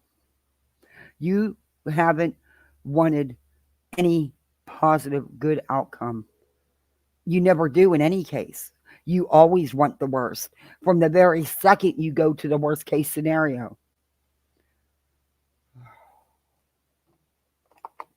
Till you live it, till you're in them shoes, you don't freaking know. And you know what? We didn't get the support of law enforcement. Law enforcement has pulled out all the stops. Thank God they have for this child. They didn't for my nephew. It was like pulling teeth to even get him on the phone to talk to him about it. I know, because I did that too. Adore or love. Just think of that child and think of that child being gone and you never seeing that child again. And this child is missing. I don't know how you would act with something like that. Night, if you would go out and shop for a motorcycle and sell a home. Thank you for and coming it's somebody in. that you care about that much. I think you would probably be somebody that I wouldn't really have any very much respect for, honestly. But in all fairness, it matters a lot. because it matters about Yep. person's behavior. Hippivorium, If you know so anything true. about law enforcement, what are they always looking for? Motive, means, and opportunity. But they're also looking for patterns of behavior. And Oh, this he appears was to in Smiley's chat as well. Yeah, I have that. That's in the second part of my live I'm going to do later today. Oh, wait. Yeah. to be a pattern of behavior, selfish behavior. I don't know what normal person would go motorcycle shopping with their own child missing and them not knowing where that Oh, child they is. were Yet not they fail. motorcycle shopping, you stupid idiot. And again, so what if they were? Big freaking deal. Fail to post a single flyer. A single flyer. I don't They follow fail him. to go out. Why am I getting his post? I don't follow him on Twitter. This turtle boy, you just never learn, man. You never learn. Jesus, I'm doing a live on your ass. Out there and look for their son. When we watched Riley Strain's mother come into Nashville, she went down the strip and hit every single store, crying and begging them to stop what they're doing and look at the videos to see if they could find her son.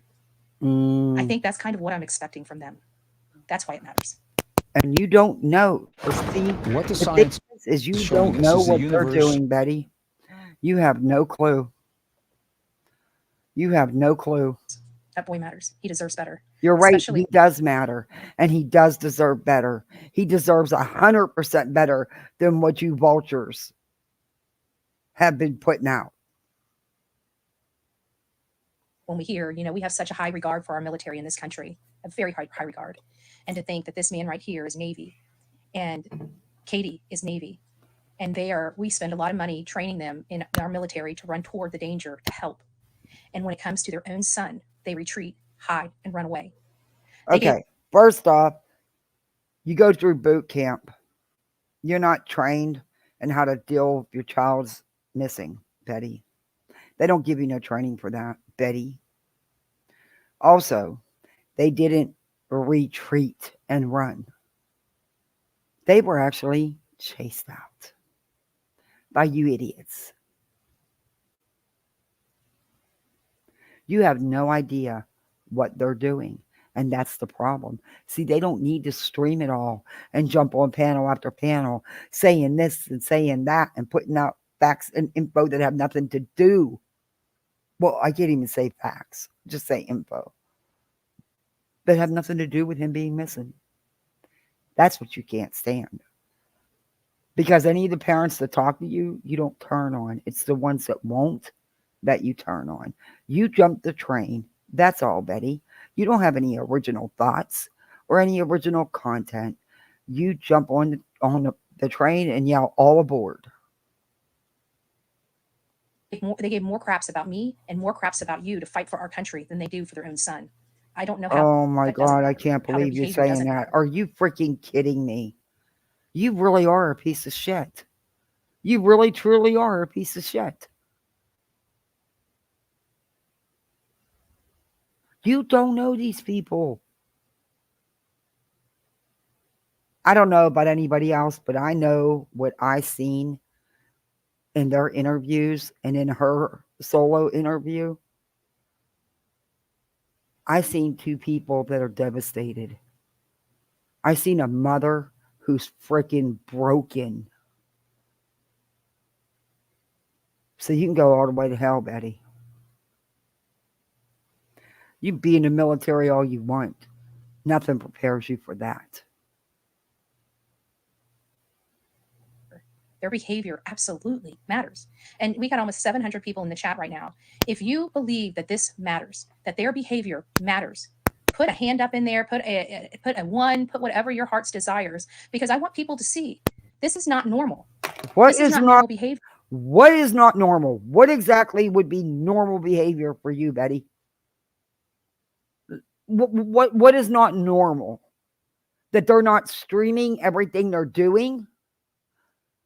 That they're not talking to all you freaking... I don't even know what to call you anymore. It's just disgusting. But I'll stick with tragedy pimp / vulture / crime tourist. You know, this is a human being. This is a boy that had autism. He was very vulnerable. And we as a public well, have he was very high functioning, and that dude was very smart. And it's sad that one of the parents don't put that out there, and put the exact opposite out. But that's neither here nor there. But anyway, a damn right to know what is going on with that precious boy. No, because you clearly don't. something was going on in that household that we didn't know about. Okay. This boy is gone. Okay. It's been 2 months. An autistic boy like him that left without shoes, he has no capabilities of taking care of himself unless he has. I'm still not sold on the fact 100% about the no shoes situation either, because kids have lots of shoes. Cereal and milk in the refrigerator. I mean, sometimes you guys got to start thinking. And if you notice, this content is exactly what she's been putting out for the past 2 weeks. Word for word. Use your noggin. God gave you a noggin for a reason. And you don't use yours. It's sad. And I think we need to look at the wear patterns. I truly believe these were the same jeans he was wearing at that motorcycle shop. No, Again, I just proved you wrong, Betty. It says no two pair alike. I just proved you wrong in that, Betty. But okay. Say that the motorcycle shop photo was taken the day of the vigil. I don't know anything about when that shop opens or closes. And at the end of the day, that's what doesn't matter to me. What matters to me is how can you be motorcycle shopping at all with a missing child? It doesn't matter to you. That picture could have been from a year ago. Could have been from 6 months ago. But it doesn't matter to you. Huh. Okay. But you've made it matter. And you're right. It doesn't freaking matter because it's none of your business. How can you be selling the home that missing child disappeared from? You said walked out of the home. If he just walked out of the home just like that, what makes you think he's not going to walk back in? It doesn't make sense. It doesn't make sense. You don't make sense. And I'm really saddened, but we will get back on the road, guys. I'm really kind of saddened that we're this much in on this case, trying to get out there, and we're still stuck in Florida, right? But I am back home. The car's here. I just got to wait for the computer. I have a funny feeling, just a couple minor little things. I think everything at this point. I don't even want to think about it at this point, but just a little bit more. I really feel like we'll be back out on the road. It can't be much more than this. I don't know if I can handle much more of this. You guys might have to come get me out of the insane asylum anymore. Good Lord. I was teasing my YouTube channel. I said, I was talking to my mods and I'm like, when things like this happen, I always think that I'm supposed to be learning a lesson or getting some type of message. I just feel like there's been so much resistance getting out of Florida. I'm like, what am I supposed to learn here? And one of my mods said, maybe you're not supposed to learn. Maybe when there's that many red flags, it's telling you to keep your butt at home. Maybe you're just supposed to see or know that you got through all of this with poison grace. Feel as if you're free from allergies and gravity. Wow, that's a lot of freaking ads. What the hell?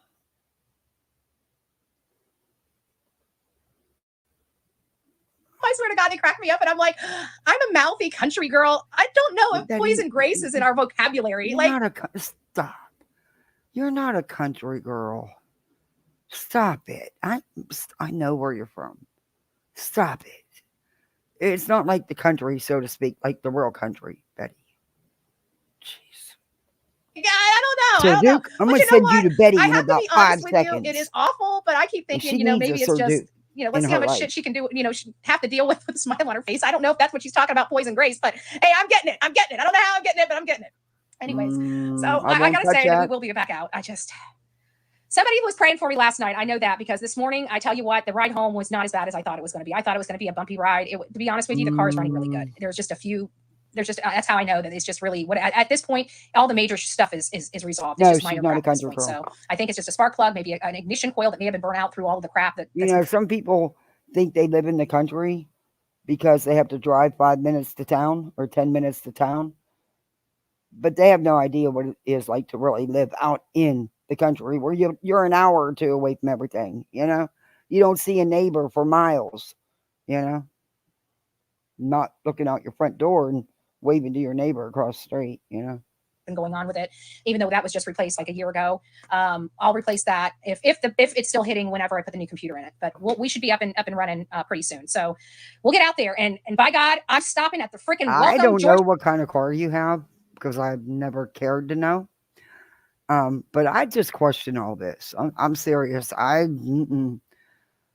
husband grew up learning how to fix everything. That's just how his dad was. You didn't pay a mechanic. You did it your damn self. I mean, there was motors they swapped out in that damn garage. But vehicles today, oh, hell to the no. You got to buy a special tool, just change your freaking headlights. They don't even want you doing oil changes on vehicles anymore. They're going to make them pretty soon where you can't. But yeah, I don't know, Betty. I just don't know. I don't know. I'm not one for spending money. I'm probably cheaper than you are because I got, littles I got to support, And for me, it's more important that they have any and everything they could possibly need. And then comes my animals and my husband. And then I feed all the wild stuff and the ones, and then I throw me in there somewhere, but there's usually not much left by the time I get to me because there's just more important things. But that vehicle, the way you drive around, you need that vehicle to be safe. You really should make sure this time, whatever you're having done is exactly what is wrong with the vehicle. I mean, I don't know about you, but I don't have an endless bank account that I could just keep paying for unnecessary repairs. I don't know. And I know I couldn't get a computer for my car for that kind of money. Just sign, and I am doing I the couldn't get a moonwalk, battery baby, for because that. I made it out of Florida. I swear to God, I'm saying I don't care if it's daylight, dark time. You guys are gonna watch me. I'm gonna. Oh, Cash, I was heartbroken yesterday. An armadillo got run over.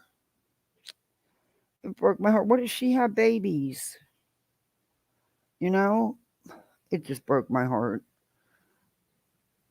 And I had to stop and take it off the highway.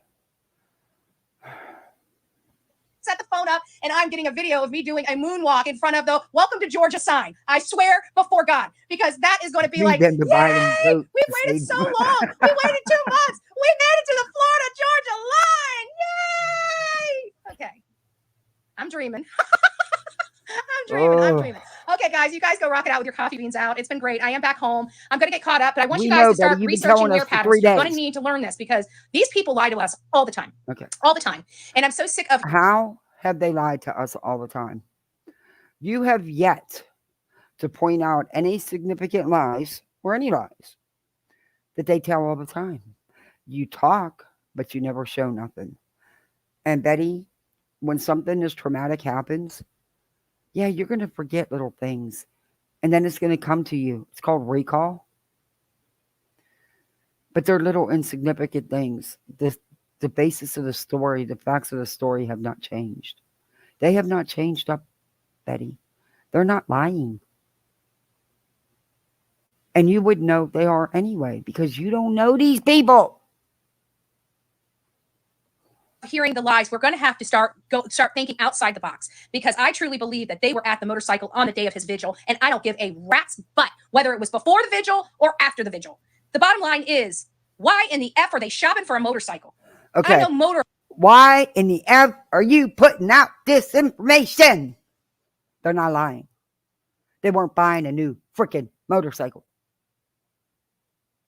And you're the one that keeps stressing that it was during the vigil. So it does matter because that's what you've been putting out. What if the photo is 6 months old? Huh, Betty? You don't know when that photo was taken. I honestly don't care. They can do what they want to do. They're grown adults. Motorheads that have gone down on their bike, I don't know how many times, broke every freaking bone in their body. Just a motorhead still gets their butt back on that motorcycle. And if their child was missing, the last place their butt would be at a Harley Davidson shop. Tell me I'm lying. Oh, you're lying. You're lying. There. You wanted me to tell you. I told you. I was being nice and said it was disinformation. But hell, I'm happy to tell you you're lying. Tell me I'm lying. You're lying. So there was no freaking excuse. No. Sorry. Not passing. All right, guys, I'm out of here. You guys take Oh. care. God bless you. We'll see you soon. Oh Lord, please don't. We don't want to see you soon, Betty. Oh. Oh, and then she goes, "Oh my God, this is great news." She does her thumbnails like a kid. Why would you put like a cartoon, OMG, about a murmured child and two murmured mothers? What the fuck is wrong with her?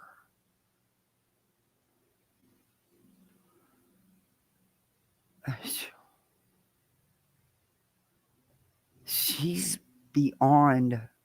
But Betty, your genes theory is out the door. Is out the door.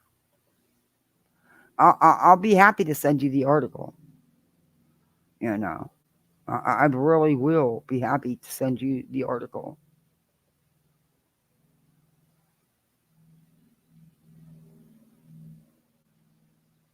Did we watch this one from a day ago? No, I wasn't live yesterday, was I? I shouldn't. Let me see what it's about. If it's even worth going over. Oh, she does the same thing. It is the same repetitive, the same regurgitation of the same info. How does she even get people to watch her on TikTok and on YouTube when it's the same stuff? She just takes her TikTok content and shoves it down your throat on YouTube. Zen with fire. Hey, hey. Yeah, Motorheads. Yeah, that's a new one for me too. I don't know any biker you call Motorhead.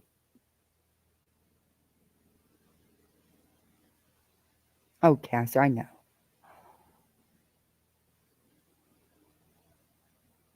Yeah, she got them to pose for a picture with her.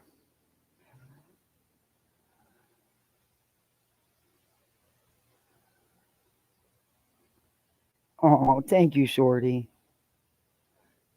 Okay, Boomer. I like that name.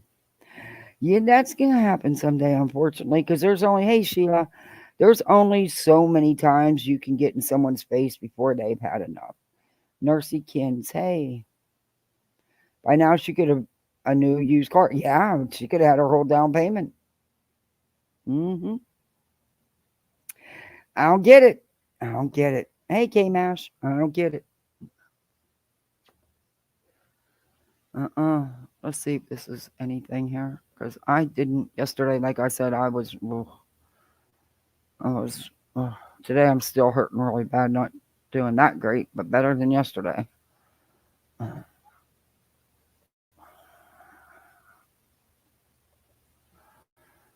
So for me, that's a win.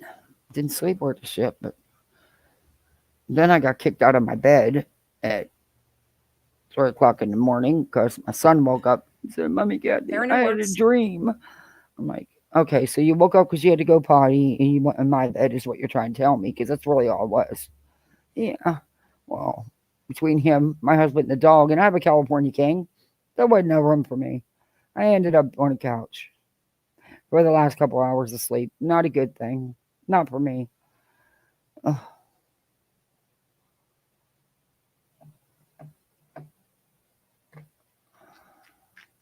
Okay, Bets, what are you going to entertain us with today? Oh, I don't need that one. I forgot to take my medicine. I sure did. I was supposed to take it at 8 o'clock. What time is it? Oh, shit. I'm kind of late. Okay, what'd I do with it? Did I put it in here? I thought I brought it outside. See, I'm losing my mind. I could have swore I put it in the pill cutter. It's a baby pill, but I still got to cut it down. Okay. Well, this one I'll have to do. Wow. Sir Duke, I swear I'm going to send you to Betty if you don't stop. No, I love you too much for that. So you would do something for Mommy, wouldn't you? You would just be that good kitty, and you would just really terrorize her, wouldn't you? Yes, you would. Bless me with a hotel room, right? And we did get a fuel pump replaced. Yes, a fuel pump had to replace. The catalytic converter was just replaced. And of course, my ABS module was rebuilt. Now we're going home to replace the computer. Oh. So, with that being said, I think the trip's now like postponed for at least another week. Okay. When I bless you, dollars right now, but I just had to secure. Like I want this I can't take care about this car anymore. Okay. Did I talk about my car that much when it was down and it cost us $3,000 to freaking get it back? Then we found out we didn't need to pay the $3,000 because it was under recall and all this other shit. Hell to the no. I swear, 5 videos a day she talks about. Oh, everything's great. I believe it. With the car, as soon as I got the car back, I hate McDonald's. Somebody asked me if I have a PayPal. Yes, I do. It's Bullhornbetty. It should be like paypal.me/Bullhornbetty. Just about everything is Bullhornbetty. I don't, except one of my accounts. And I can't remember. I think it might be my Cash App. I don't know. To be honest with you, my mom's my other channel posts that stuff. It's kind of crazy to say I don't know, but I really don't. Betty, you have it pinned on your channel. No shade. Good for you. I think I have no problem with that. What I have a problem with is when you mislead your audience on what the funds are being used for. When you're asking for donations to go work these cases, but you're really going to a Trump rally. Just saying. No, I know. Just look for Bullhornbetty. That's all I know. So yeah, I'm telling you, they take up the whole freaking bed. They'll give you no space. No, it was gone. It was gone. When they get run over, they're on their backs, legs up. Yeah, I know, it was gone. My husband says it's okay. It's, it's nature, and now it'll feed the birds. And I'm like, oh, that breaks my heart. Get me the hell out of here. I don't want to see it. But anyway, I made him stop so we could get it off the road. Tap up. What does it say? G banana, tap, up, be a buddy. Oh, it's so sweet. Thank you. Thank you for pinning that. Thank you. Yeah, and that's another thing. Like, I'm trying to keep I got to tell you, I'm unnerved and a little pissed off. Oh. Yeah, were you the one in the seat? Remember that? That was for the Audrey Cunningham, right? We're not getting squat. We're not. I am just. I don't even. I was there the day she was. She sounds so frustrated and so important that they're just not giving her nothing. Okay. Well, God bless you. It's nice. It's unexpected. That was left field. I got to tell you, BC, maybe you can help me. I swear my phone literally went almost off every day, almost every single day with an Amber Alert. But as far as Sebastian Rogers. But you didn't pay any attention to any of them, because if they can't bring you money and you can't exploit, you don't pay attention to them. There's no real By the way, I'm going to be putting together, I'm not sure. I think what I might do is I'm putting together a video. There's like 30 kids, people of color, in one place alone, missing, that don't get, in the same place in Tennessee, that don't get no attention. Zilch. I'm going to try to gather all of the pictures, all the flyers for them. I'm going to and put it together in like a video, and then I'm going to have it playing while I talk about it, and it needs to get out there. Those kids, every kid deserves the same amount of attention. I don't care who you are or what you are. Every child that is missing deserves the same amount of attention.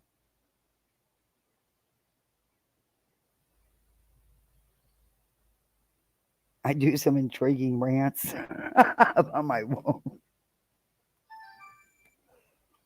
Who would be calling me? Oh, well, it just hung up on itself. Guess it was nobody. Just hung up on itself. Or my phone did it, because it was a scam. It was a scam.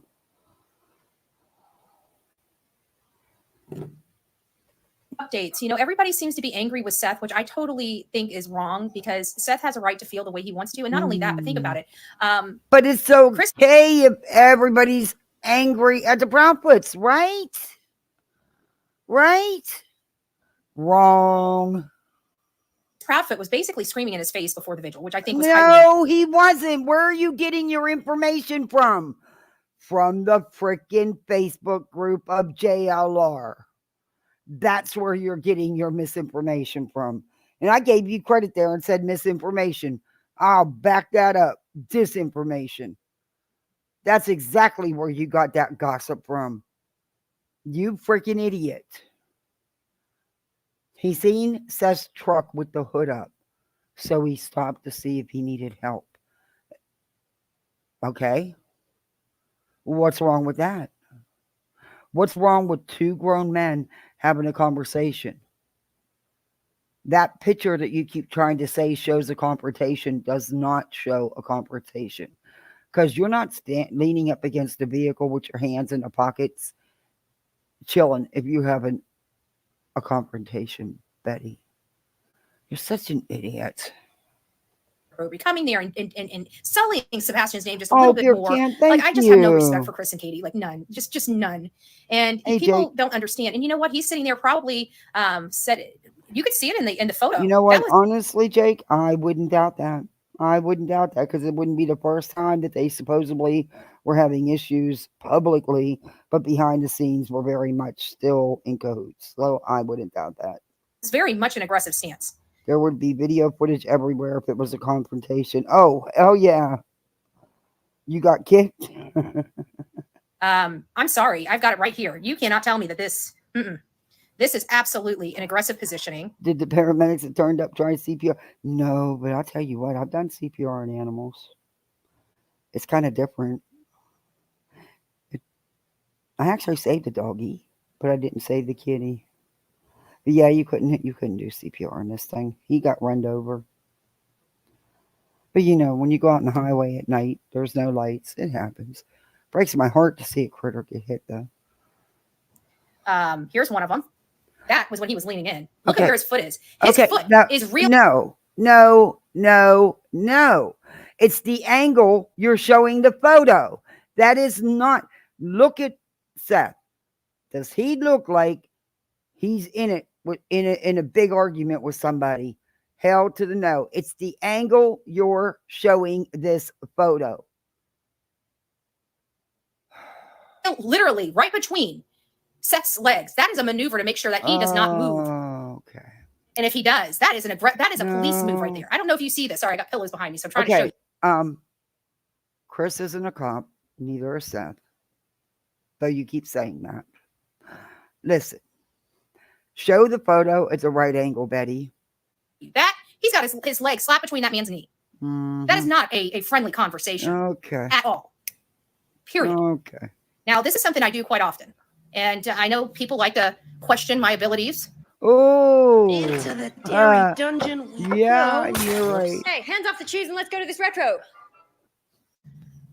But that is not friendly. Friendly is not that close. I don't think that is not accurate. It's the angle you're showing the photo from. How about show the right angle, Betty? You might actually see something. That thumbnail I did a couple days ago really suits you about, you know, how you have the two ears and the two eyes. You should use them proportionately. You don't freaking ever use them at all. I've ever had a friendly conversation unless I'm kissing a man that's that close to my face. Okay. I don't know about you. Now, I can't make decisions for my audience. I can only say what my opinion is. Okay. But people want to say that, you know, Seth said, you know, F you and all this other stuff. First of all, he's at a son's vigil. He just got it, you know, screamed at. Okay. By Chris Proudfoot. No, he did not. And I won't go there. Never mind. I won't go there. The stinking stepfather. He comes out. You know what? I won't Fine. go there. We'll work together. We'll work together. He never asked us. Honestly. He's far from a psychologist. Damn fine lawyer. But other than that, a damn fine lawyer. Okay, Cash, you've been hitting the gummies this early or what? Hey, Mona Lisa, what's up? You lay off, back off, away from the gummies, or you got some of that fancy chocolate. But back up. Yeah. Betty, what are you doing now? What are you trying to get in that cupboard for? Sir Duke, you're chasing a lizard.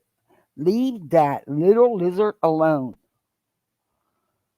Dookity-doo. You tell me how that cat figured out how to open them freaking cupboard doors. It's the patio cupboard. But now there's a lizard in there because he freaking opened up the door.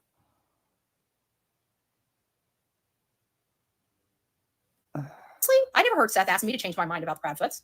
Oh. The only thing I heard him ask everybody is put that aside for the benefit of his son. And you haven't done what he's asked. In fact, an hour later, you were live doing exactly what you're doing now. You can't do that. F off. And quite frankly, I couldn't agree with the man more. Oh, So if you don't like that coming out of his mouth, well, I can't. I'm sorry to offend you. But to be honest with you, I think Chris and Katie have taken enough time. You know, this is about Sebastian. Yes, we need to look at them. And trust me, I'm looking at them very hard. I've already got new places to look, and I can't even get to Tennessee because I got to turn around and go back home. Figure out what's wrong with this darn car. Get it right. Once we get the car right, we'll get back on the road. I thought the car was right. You know, I guess I'm a little ignorant. I guess I equate car being right to the amount of money spent on the car. I guess that doesn't equate to that. But either way, I don't even want to go there because we're going to stay positive about this, okay? But I have to be honest with you. This probably isn't what is being seen when this camera is turned off. I'm just saying. Okay, what's the update? There's not really a whole lot of updates. We've just been going over some. Let me see hold on one second. Let me just see what I can share with you because I've been going over some maps, of course, with my team. I was just showing them some. Oh, you know what? I wanted to go over some of the messages. That's right. Some of the messages, like this one right here. I thought this right here, this person here posted on a Facebook group, and she really wanted this to, because we all know Kate, the reason why they haven't deleted their accounts is because, you know, Katie and Chris like to creep. They like to be in the bushes looking at what everybody's saying about them. You know they are. I mean, come on, you know they are. Otherwise, they would have just deleted those Facebook accounts. They had to have them, you know, blocked and privated because they still got to creep. You know they're creeping. You know they're creeping. So this person here is assuming that they're creeping, which I absolutely believe they're creeping, and decides to give a message to Katie directly. And this is her message. I'm going to try to move out of the way and read, so just bear with me, okay, folks? So it says, as a mother feels her child's pain more deeply than they do, she breaks on the inside when they do. She can't help it. Her children's heart means more to her, so when it breaks, it shatters. And that's a mother's love. Sorry, all. I felt I needed to share this in hope Katie Proudfoot could read how a true mother should be. And I just, you know, that kind of resonated with me a little bit. You know, people are angry. They're upset because Wendy Lively. Well, Sarah J, come on. It was a heartfelt. Don't be laughing at her name. It was a heartfelt, you know, a heartfelt post, I thought, you know. So it just, I don't know. I think it was sweet, and I hope Katie does listen, because I think a lot of the biggest thing that I get from a lot of mothers of children, much like her son, is just how could she, you know? And then not only that, how could she leave? And it says, Chris and Katie already back in Memphis. Go figure. Seth, you got played, bro. I don't know if Seth got played. I think Seth called, you know, I think he had a poker hand. I think he came out there and said, fine, here, you already put your BS aside. Let's work with them. Let's work with them. Let's get them off their ass and help us look. You know, I don't think Seth is stupid. I really don't. I don't think he had any intention. I think he just allowed them enough rope to hang themselves yet again, if you really think about it, because he probably did everything that they asked them to do, and look at them now. They ran back off. They don't want to help anybody. It's not about helping Seth, Isaac. They don't want to help their son. They don't want to help anybody. They're too busy. What? Where do you get this information from? They are helping, Betty. They have worked hand in hand with law enforcement. They are actually listening to law enforcement, who knows the best course of action. They are doing what they need to do. Busy going shopping. They're too busy going out to eat. They're too busy running away. They're too busy making everything and everyone else a priority besides their missing son. Who the hell goes and looks for a motorcycle when you have a missing son? I have yet to find one person that I personally know, or that I know that's even in my chat with 376 people in my chat. One person that would seriously go motorcycle shopping when they have a missing child. Someday, Cash, I'm coming to the UK. Someday. I've always wanted to come to the UK. Someday. And then you could show me hedgehog tunnels. That would be cool. Like, I guarantee, now look at this. They got 390 people. The chat's growing. I guarantee out of 390 people, there ain't one person in this chat that's willing to go freaking motorcycle shopping when they have a missing child. Oh. It doesn't matter when. It doesn't matter what day or night it happens. Okay, wait a minute. Didn't you just say that it doesn't even matter? And now it matters? See, I can't keep up with you. You can go motorcycle shopping, but nobody can see you in the woods looking for your son, or nobody can see you posting a flyer. Can you imagine the people in that motorcycle shop? They posted flyers, Betty. They paid for billboards. They've done what they could do, Betty. No, they're not out searching the woods because law enforcement asked them not to, with good reason. We don't know. I can't say no, they're not. I shouldn't have said that because I don't know, and neither do you. Because, they don't need to broadcast it to the world what they're doing. Yeah. They're not sporting, a GoFundMe or a Cash App or nothing else. Just saying. They're not asking for help. As children, looking at this woman and man come in there and put a motorcycle above their own kid, and they wonder why people are taking photos. Nobody's following them around. They're getting photos taken by different people because people think everything. No, absolutely. That's a lie. They are being followed around. That's why they have to hide what they do, because they are being stalked, Betty. It's none of nobody's business what they're doing. Deplorable and disgusting. And if What? they didn't, they wouldn't be posting it all over social media. Period. They're not posting anything. You people are. I just don't get it. It seems like every time there's an event for Sebastian, they got to find a way to go do something for them. It's just, what the hell are you talking about?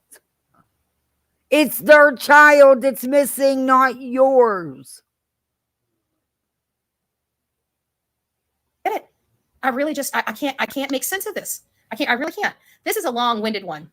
But it goes into, okay, so Seth Rogers goes into this whole dissertation about how they're angry with Seth Rogers, about, talking about Chris and Katie and how we just want them to stop. Again, Chris and Katie, my feelings feel absolutely the same. I haven't changed one single thing about how I feel about them. I haven't changed one single word that comes out of my mouth about them. But I can tell you, I can put all of that aside for the sake of Sebastian. That I can't say much about anything, but I can say that I have plenty of time to be angry with those two people later. You know what I'm saying? We know that it's just a matter of time. So I'll put that all aside. Let's focus on finding Sebastian. We have to focus on Chris and Katie because I absolutely believe they have something to do with it. Without a doubt, something. Well, guess what? I'm about ready to burst your little bubble and your little reality. Don't matter what the F you think. It don't matter. Because at the end of the day, you're irrelevant in this case. Your opinions, your off-the-wall theories, your fake facts don't matter. Not a bit. For you, it's not about finding Sebastian and bringing him home. It's about crucifying the parents. That's all it's about for you. Crucify them and get content. That's it. That's all. Chrissy says, my theory is that Chris Proudfoot wants Seth to help get Katie Proudfoot out because she is rumored to be cheating on him. Yeah, but here's the thing: is that rumor's been going around. Oh my God, these people. Cash, thank you. Oh, for my armadillo. Thank you guys so much. I play you something. Even though YouTube don't like it. No, I haven't gotten it fixed yet. And I just run out of time. I don't know how these people do it, man. I don't know how they do it. I can't with the kids and everything, but I could use a couple more hours every day. Around for a while, but it actually started early on in the case. And that's when we had friends with boots on the ground. And so there were a few people that actually got tight with the neighbors. And the neighbors said that they had no wind of anybody going over to that house. Neighbors said they've never seen anybody go over to the house. And these are coming from people that I trust, that I absolutely, without a doubt, know who they are. And so no, that's not true. They are coming from exactly where you're reading these comments from, Facebook and Twitter. Stop it. Stop lying to your audience. You don't know these people. Well, I don't, I mean, of course they can be ultra sneaky and there's always that possibility. But if they were that sneaky, then how would anybody know to rumor it? I think that was somebody that thought it, or it could have came from one of the spirit boxes, or, I don't know how that rumor got around. But are you telling me now she believes in spirit boxes too? Oh, Lord. Guys, it's true because it came from a spirit box.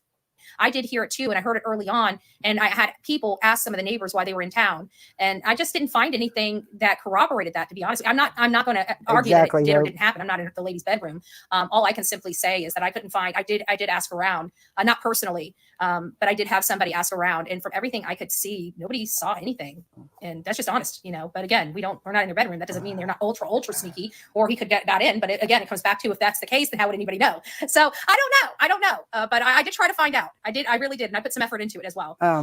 Put some effort into it. How? By reading Facebook posts from JLR and Twitter posts. That's your. This just bounced up. That's your evidence. That's your effort. Wow. Okay. Because we know you don't like to Google much. On me, sorry. I'm trying to find the message that was right under that. Bear with me, guys. It does pop up on me. I think it popped up. I think there's just too many messages, and after so many, it just pops up. Sorry, I'm missing some of these questions. Sorry about that. Felina says, I think they dumped the kid when they went on the job immediately at the time the kid went missing. Stepdad. Yeah, we are learning. For those that don't know, we are learning. Oh, that is new information. I guess I could have shared. I'm sorry. I forgot about that. I keep, because I shared it on YouTube, I forgot I haven't shared it on here. No, they should, Patricia. They really should. But I can understand if they don't with what they're going through. This is Sebastian Rogers #1. It is from her TikTok that she uploads onto her YouTube. She did this a day ago. She shoves her TikTok down everybody's throats. So we did have some corroboration that it appears that Chris Proudfoot was in fact home up until 9 p.m. No, you do not. Stop it. You don't have no corroboration. It was a rumor put out by JLR on the Facebook group. It is not true. It is a rumor. It is gossip. You don't have nothing corroborated, Betty. Stop lying.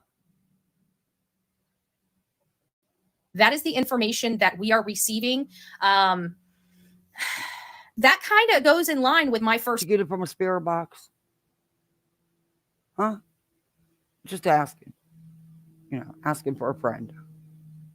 Theory of, if you guys recall, I said I had 3 main theories here, and one was that Chris was home and there was kind of this rage that happened, and during that rage is when he would have done this. So that means that the oh shit factor could actually. Exactly, Cash. The most important thing is finding Sebastian and bringing him home safe. That trumps anything. Come into play. Man, the day it happens, I want to be there to see their faces, these idiots. But, you know, they won't retract anything they've said and done. They'll triple down on it and say, well, they were just neglectful because they let him go in the first place. In this particular scenario.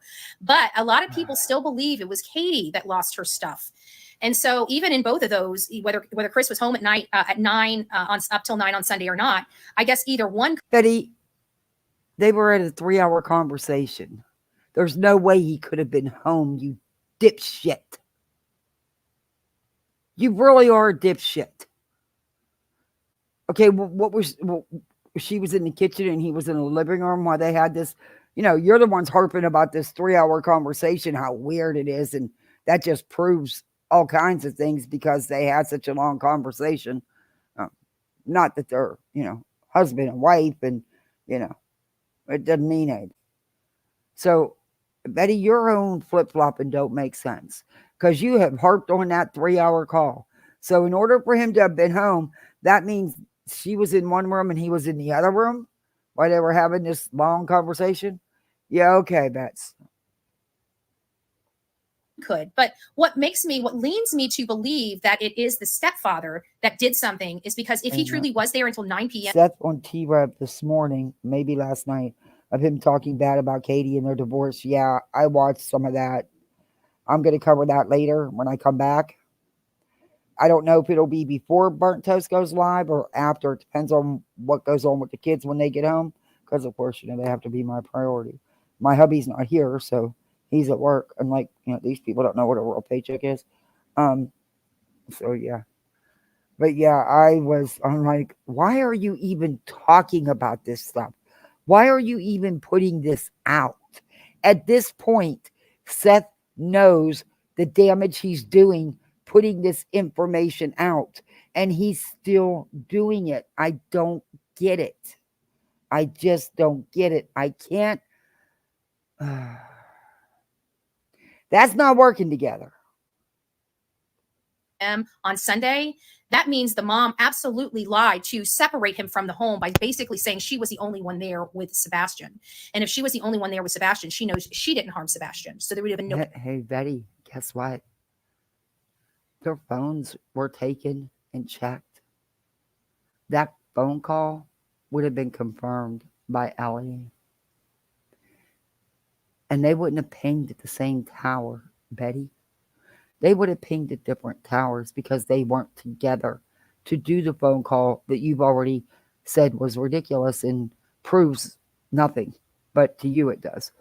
So in order for him to have been home, they would have had to have been talking to each other, and they would have pinged at the same tower. You know, there's just things that would have happened that didn't. But you're too stupid to realize that. Evidence of that. So I really think that if he was there until 9 p.m. on Sunday, then yeah. But my theory too is that he had this charade, this smoke and mirrors, and that's what the 3-hour conversation was, where he ended up sneaking back into the house, and Katie Proudfoot was none the wiser. And he did what he had to do because he felt Sebastian was this threat to his family. He was having marital problems over Sebastian. He was feeling like he was going to be losing Faith over Sebastian, or if he got custody of Faith, or even partial custody of Faith, then he was worried that Sebastian would violate Faith because he deemed Sebastian as a predator. An SO, so to speak. He called him a pervert to his father, wanted his father to take him. Yeah, he did say that, Lisa. He didn't want anybody sending anything to the reward fund. He wanted it to come directly to him. You're right, he did say that. I'm not sure about this reward fund, what all there is about it. I honestly didn't check into it. Maybe I will. But I do know what he has said. If he is abducted or such, all this is fucking with jury pools, evidence, potentially finding him alive. An abuser would watch this. Yep. But they don't feel they're interfering. They feel they're helping. Yeah, I hope that's one thing I can't figure out. I don't understand it. That's what I'm saying. I don't understand it. You come out, you say you're working together, you put your differences aside. Within hours, you're from panel to panel to panel to panel, going at her, putting out information that don't need to be put out here. And honestly, it's his side, and you know how it goes. It's his side, her side, and somewhere in between lies the truth. I mean, these are all it's stuff that doesn't even matter, that has nothing to do with Sebastian being missing. And it's not going to help bring Sebastian home. It's just causing more drama. And Sebastian is getting lost in it all. And he's the only one that matters in all this. The only one. All the things, these are all Chris's behaviors. These are all the hates that Chris has had. So would it really surprise me if a military man orchestrated a... You don't know anything about Chris to even be able to judge his behaviors, Betty. You know absolutely nothing about these people. You cannot judge the way you have from an interview. It wasn't much of an interview. Okay? Honestly. You cannot tell these things from watching somebody one time. You're no expert, Betty. And you're never right on cases. You are often so far off, it's not even funny.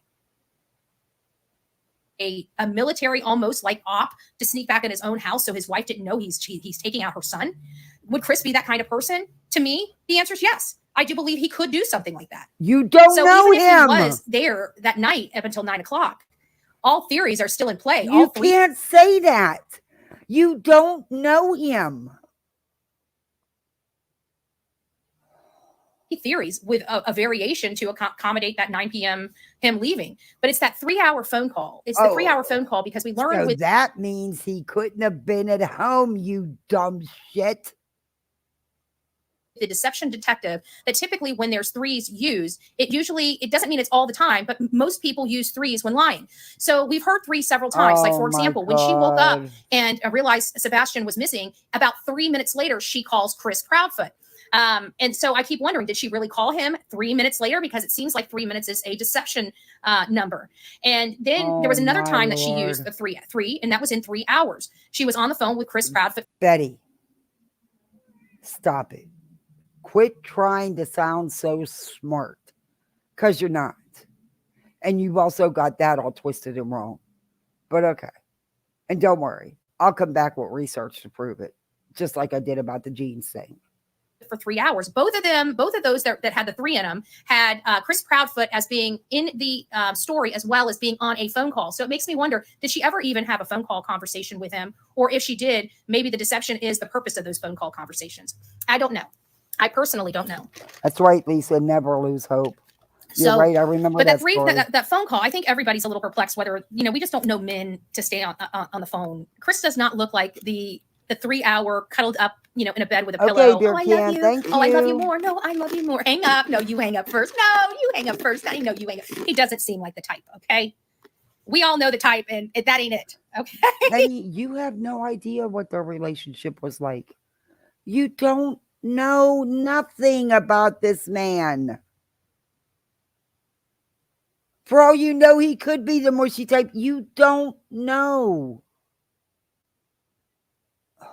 That ain't it. So, do you have an email I can send you information? Yes, it's bullhornbetty@gmail.com. Bullhornbetty@gmail.com. Bullhornbetty, Betty. Just want to know if he ran away. Why make up your bed before running? Good question. Because maybe that's pattern. That's habit. My kids do that. My daughter's bed is made the minute she pops out of that bed in the morning. What's that mean? It means that that's his pattern. That's a habit. And he's being taught well, because you should make your bed when you get up. That seems like a mama tick, doesn't it? That seems like a mama tick. Yeah, she is very What if jealous. he was assaulted in his bed, and so they took the sheets with him, and she had to make the bed, and just out of Oh my habit, God. she made the bed. See, when you say something, my brain just starts working, and that's what that just computed to. From why you're in You mean this? Oops! Why did it do that? The smoke coming out of your ears? Yeah, we got it. In 2006, Why did it go back Isaiah to the created beginning? the very. Sir Duke, will you please and we did stop? get a fuel pump. Did have some corroboration that it appears that Chris Proudfoot was in fact home up until 9 p.m. You don't have no there corroboration, that but we night did up that. until 9 o'clock. See, when you say something, my brain just starts working, and that's what that just computed. Oh, you mean the smoke coming out of your ears? You're not working. Your brain's not working. Why would you even consider that? Why you're in a bed, running away? Exactly. But you know what? I mean, to be honest with you, people do things out of habit without realizing they do it. So Yikes. She's military, exactly. She wouldn't even. It's almost like Sebastian in his shoes. I don't know if she would have even thought twice about making the bed. She knew the sheets came off. She had to put sheets on, so naturally she just made bed. I don't know. Did he make? I don't know. Was the bed made? We don't know. Do we know anything about the room? And if so, how? You don't need to know anything about the room. It's not your freaking business. Where the information? That's my next question. That's always my next question. It was a 3 hour. It's a 3 hour and 30 minutes commute from home to work. Yeah, it is. But this is how you look at it. Let's think of it like this: if Christopher Proudfoot, and I got another twist and turn for you that's going to kind of make your head kind of go into overdrive in just a second. If Chris and Katie, or if Chris left the house around, let's just play the tape through. If he left the house, say around 9, that's what the source says, is they saw him there up until around 9 p.m. on Sunday. I don't believe that. And I don't believe JLR. And that's exactly where this came from, the Facebook group, because I seen it. Oh my God. So Betty, your theory is, when did they do the 3 hour phone call if she was in bed at midnight? And it takes him 3 hours and 30 minutes to get to where he's staying for work. So how could they have been on the phone for 3 hours and off at midnight? You don't make any sense. You truly don't make any sense. Do you understand that? But that is a good pause. Let's screenshot that. Might need it for a thumbnail. So 3.5 hours away would have taken him to about 12:30. Mm-hmm. And then from about 12:30 now, and granted, this is nighttime driving. Nighttime driving probably doesn't have as much traffic on the road. Yeah, And exactly. If he had to tow the trailer, that's going to take him longer. It's a fifth wheel. That's a nice truck, but it's still weight you're towing. Busy mind and what little there is of it. Or in those desolate areas where you couldn't speed during the day, he's probably speeding, and he probably knows those areas because he travels this stretch of roadway often. So when you drive at night, one of the reasons why I like traveling very early in the morning, like around 1 a.m., 2 a.m. in the morning, is because I can get to my destination quicker, right? That's the joy of driving at night. And so I would presume that he would do something similar. He comes from a construction background, so I would think that he would be thinking about this. So he'd probably get there maybe 15 or 20 minutes earlier than this. Okay, you got to take that. Eddie, when you got to go to bed and get up for a very long day of work out in the weather, that 15, 20 minutes could matter. He needed to sleep before he went to work. You wouldn't know anything about that, though. Just saying. You really wouldn't.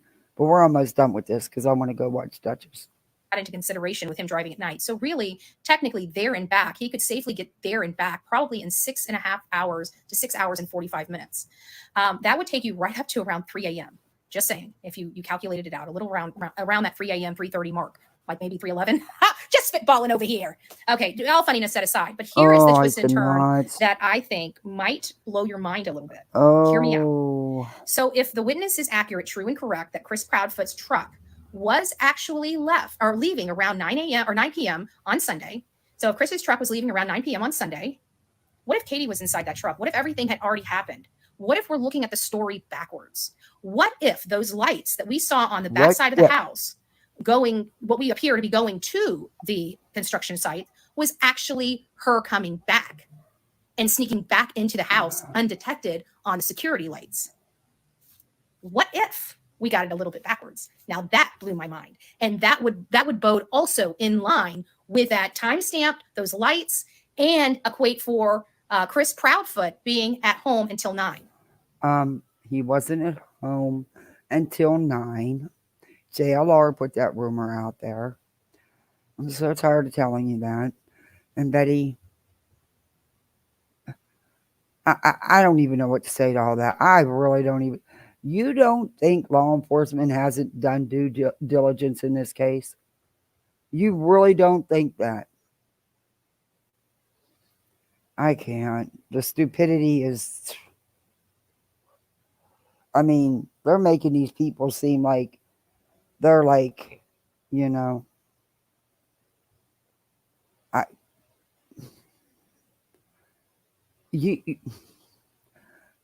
what you're saying is true, if something did happen, you're not going to be able to put your mind together to be able to cross your T's and dot your I's like you think, Betty. Oh, God, you're so ridiculous. This is not a TV show. This is real life. Mind blown. I was thinking about this earlier today, and I'm like, what if we're not looking? They think the Proudfoot grandparents paid off the authorities. Okay. Yeah, that's a hard no. I like to do is look at it from all different angles, because if we can look at it from all different angles, I feel like we can eliminate the ones that it just can't be, out of there. And then as I'm going through, this process, which I go through it, on these cases that I dive into, there is a process that I go through with each and every one of them, because we just don't get a lot of information. And for me to be able to be as factual as possible or accurate, sometimes we don't even know if I'm factual or accurate until the information finally is released. But that's kind of, I'm wondering, it's like, one of the issues is it backwards? And was she coming home at that time? And if so, that means she would have had the scent on her as she got out of the vehicle. And the scent on her would have went back in the house. That would actually almost imply, hear me out, that he never went outside of the house. So that means he had to have been picked up before he left the house. And the only scent they got was him coming from their vehicle, from them coming back. I don't know. None of that's true. None of that. None of that's been... I can't. I mean, Betty... Wow. What was in your cornflakes this morning? Or the morning you did this? Or in that coffee cup? You eating them gummies? Please back away from the gummies. Back away. Your story switches so much. It does. It does. Your story has not switched. You keep switching. They have not. And the way Chris and Katie are behaving is just... You can't tell her that they took the phones. It doesn't matter.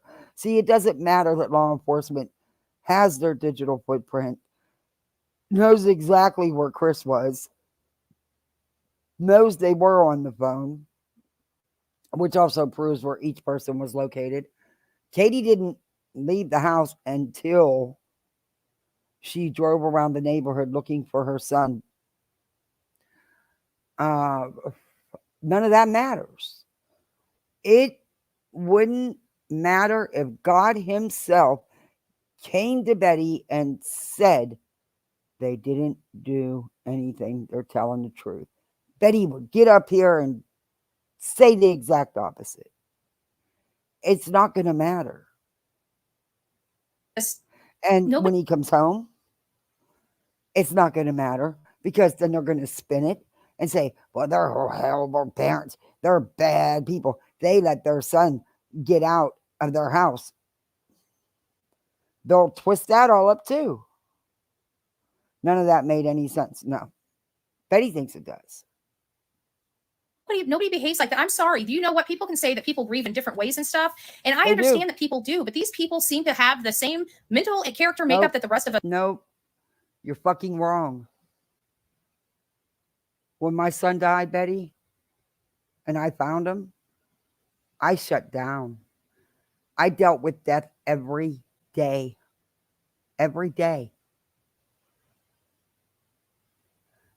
I dealt in trauma, all that stuff, every day. None of it ever fazed me. Till it's your own. Oh, the kid's bus was early. And I totally shut down. I didn't sit and cry day and night. I shut down. I tried to act like it didn't happen, all the while planning his funeral. So until you've been there, you don't know, Betty, what you would do. Us does, unobstructed and without mental defect. And if that's the case, then they would be grieving like the rest of us. And they're not. So that would be a twist, Sassy. Sassy says, what if all three were involved? But Seth is too pissed off for him, in my opinion. Like that is what I want to, when I talk about not guilty parents, Seth has every single trait. If you need to watch behaviors, he would be a great prime example of. After go to work day, I know Daddy Frank tried to get permission to take you to work, but they wouldn't let him. You can't because of where he works, honey. Guess what I got? An 82. You got an 82? What I would say to watch, because in order for you to learn when people are giving you a bunch of BS is to watch people not give you BS and watch people's behaviors when they give you BS or when you know it's BS. Start learning those behaviors, because the more you see them, the more you notice them when they're happening, the more you start picking up on them in these stories, the quicker you start picking up on them in these stories. But lastly, guys, just for those that are coming in, I'm turning the car around. About 4 hours away from home. A computer's got to go into my car. I'm hoping that I make it back and into my driveway. I got a computer coming to my house, which would be amazing because I don't want to break down, because that's going to be a $500 part or $600 for a mechanic to put it in. Whereas I've already got it pre-programmed. I've already paid for it. It's $228. I literally just have to unscrew it and install a new one, right? To save myself $400. So that's what I'm going to try to do, because I have spent a ridiculous amount of money so far to try to get this car right. And I thought after this last repair that it was going to be right. My car, there's still something wrong with my car. So just in an abundance of caution, we're going to turn the car around. We're going to take it back home. We're going to make sure that it is running properly and get it back out on the road. This is probably going to postpone us another. I should have the part by hopefully Thursday or Friday. And I'm hoping I can be back on the road Saturday or Sunday. So we're literally put out another week, and it kind of sucks a little bit. But I know there was a few people asking, and you guys can go if you guys would like to. I think it's attached to my bio here. I don't know. So if you guys would like to help, you're more than welcome to. I know a couple people in here have been asking. I don't know what my pay accounts are. I really don't, but I have them somewhere. So I'm sure they're attached here, or just head over to my YouTube channel. They've got to be somewhere over there. So thank you guys. God bless each and every one of you. We're just going to keep positive. We're going to stay positive. We're going to pray that Bullhornbetty gets home, and we're going to pray this computer, the car's computer, finally fix my issues. I need my prayer warriors out there giving me good juju. Please give me good juju. We need to get to Tennessee. We need to get to Tennessee. And I've just spent a boatload of money. I still haven't even gotten out of Florida. I know. You know what? If it really wasn't out, it is a funny story. You got to admit, it's a little funny. Okay. It is a little funny. It kind of sucks that it happens, but you know what? I mean, these are things that like this is a story, right? It's a kind of, trust me, tomorrow it'll be funny. Maybe not so much today, but one day this is another funny story. This is one that goes back in the books. You know what I'm saying? Of the adventures. When Bullhornbetty couldn't even get out of the state of Florida, she tried for 6 weeks and still couldn't make it. We're going to pray. We're going to pray. Damn it. I'm getting out of Florida one of these days. You know what? I said I'm going to do it. I'm doing it. I'm getting out of Florida. This place is going to kiss my dust. Watch it. Watch it. It just needs to wait a week. That's all. It's just another week. Damn cars. Why can't I have like a genie man? Like the one that you call, like you just like got to go get a McDonald's drink, and you rub the side and say, Genie, I need your help. Fix my car. Rub my feet. Go home. Why can't we have one of it just kind of sucks a little bit. I have to be honest. Because I'm leaving, I don't mind sharing. Okay, for like miles and miles and miles, you get one hotel. Do you guys see? There's no homes. There's not. I think it was a misunderstanding, to be honest with you. People were in here saying that the barbecue lady said that she was in here, and she's like, no, I never said I talked to Chris Bradford or Katie Papa. So I think it was just, I don't see why she had a problem with me, because it was the chat, not me. But I even asked her, I'm like, it sounds like it's I know, Gina Marie, I hate this spell check. Autocorrect and me don't get along. Yeah, autocorrect and me don't get along. Back in the late 2000s, when FBI was still, we suffered a major loss, house fire, took 4 kids under 10 years of, the mom, the GMA, and only 1 kid survived. She was 11. Oh my God.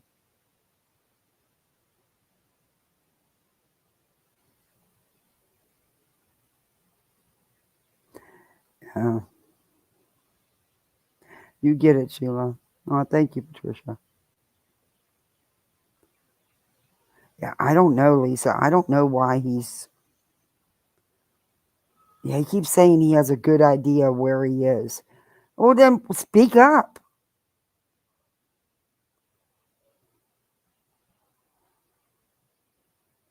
Exactly. He's not an invalid.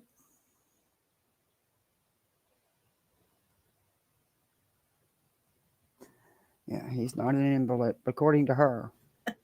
Unless you might be mad at me because I did. And I blame that on part of information that's being put out here.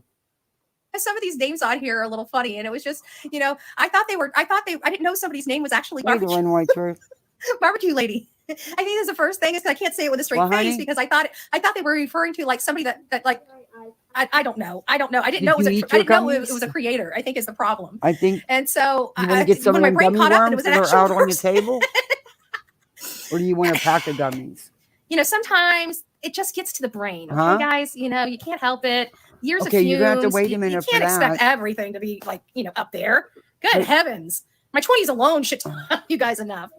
So your location's at the bottom. I don't care. Like I said, I really don't care. You can have your because I'm leaving tomorrow tablet for again, 1 hour. I'm in DFE. If anybody, you can be on your tablet. If you're really that determined, I mean, Nikki, the trip's over. The trip's over for at least another week. The car's got to go into the shop. I just spent another almost $700 today, and the car's still. I'll be okay. We just need to get the Bob Marley on the way home. But I think after this experience, I don't know. I might want to relive my youth, just my youth one last time. Oh, that's awesome. Yeah. I forgot that thing. I guess they must all the way back here. And I'm ready to start crying. I forgot all about this CD. Turning around and going, oh, damn you, Adele. Oh, my Lord. In that. Why did it have to be stinking Adele? Crime, I think it. Uh-huh. You must have missed the beginning of it saying that what you see ain't what you're getting today. This right here. Unfortunately, it is. But okay, I think he's about done here. Enough laughing. That was my very question that I asked because a violent person in the past. That was my question.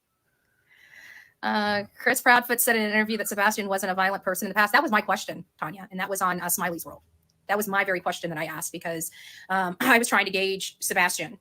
And what upset me the absolute most, ASWTC, I think, was when we found out that he had a habit of hurting himself.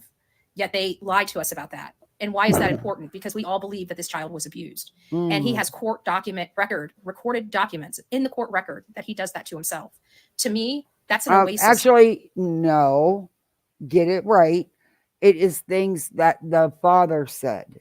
You didn't read the complete court documents.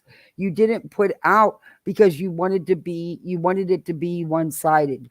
You wanted it to appear that one side was telling it all and the other side was hiding and lying. But you need to go review those court documents. Really, you shouldn't have had them or be talking about them because they don't matter. They don't have nothing to do with this. That was, 8 years ago or longer? For a place of abuse, because all they have to do is say he did it to himself. So hearing that was very concerning, especially since Chris Proudfoot specifically, and I worded that question very specifically because I even asked what triggers those episodes. And he basically said overstimulation and that he didn't have it. He put his fist up. Yeah, that pisses me off.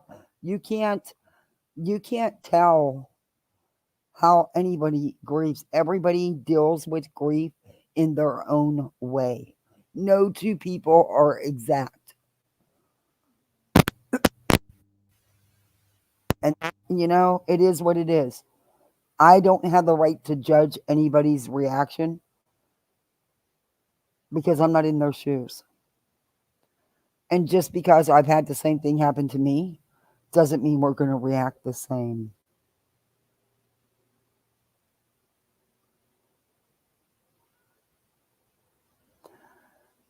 Oh, I'll show you. Let me finish this real quick because she's about down to done his here. side and stomped his foot, and that's as bad as it gets.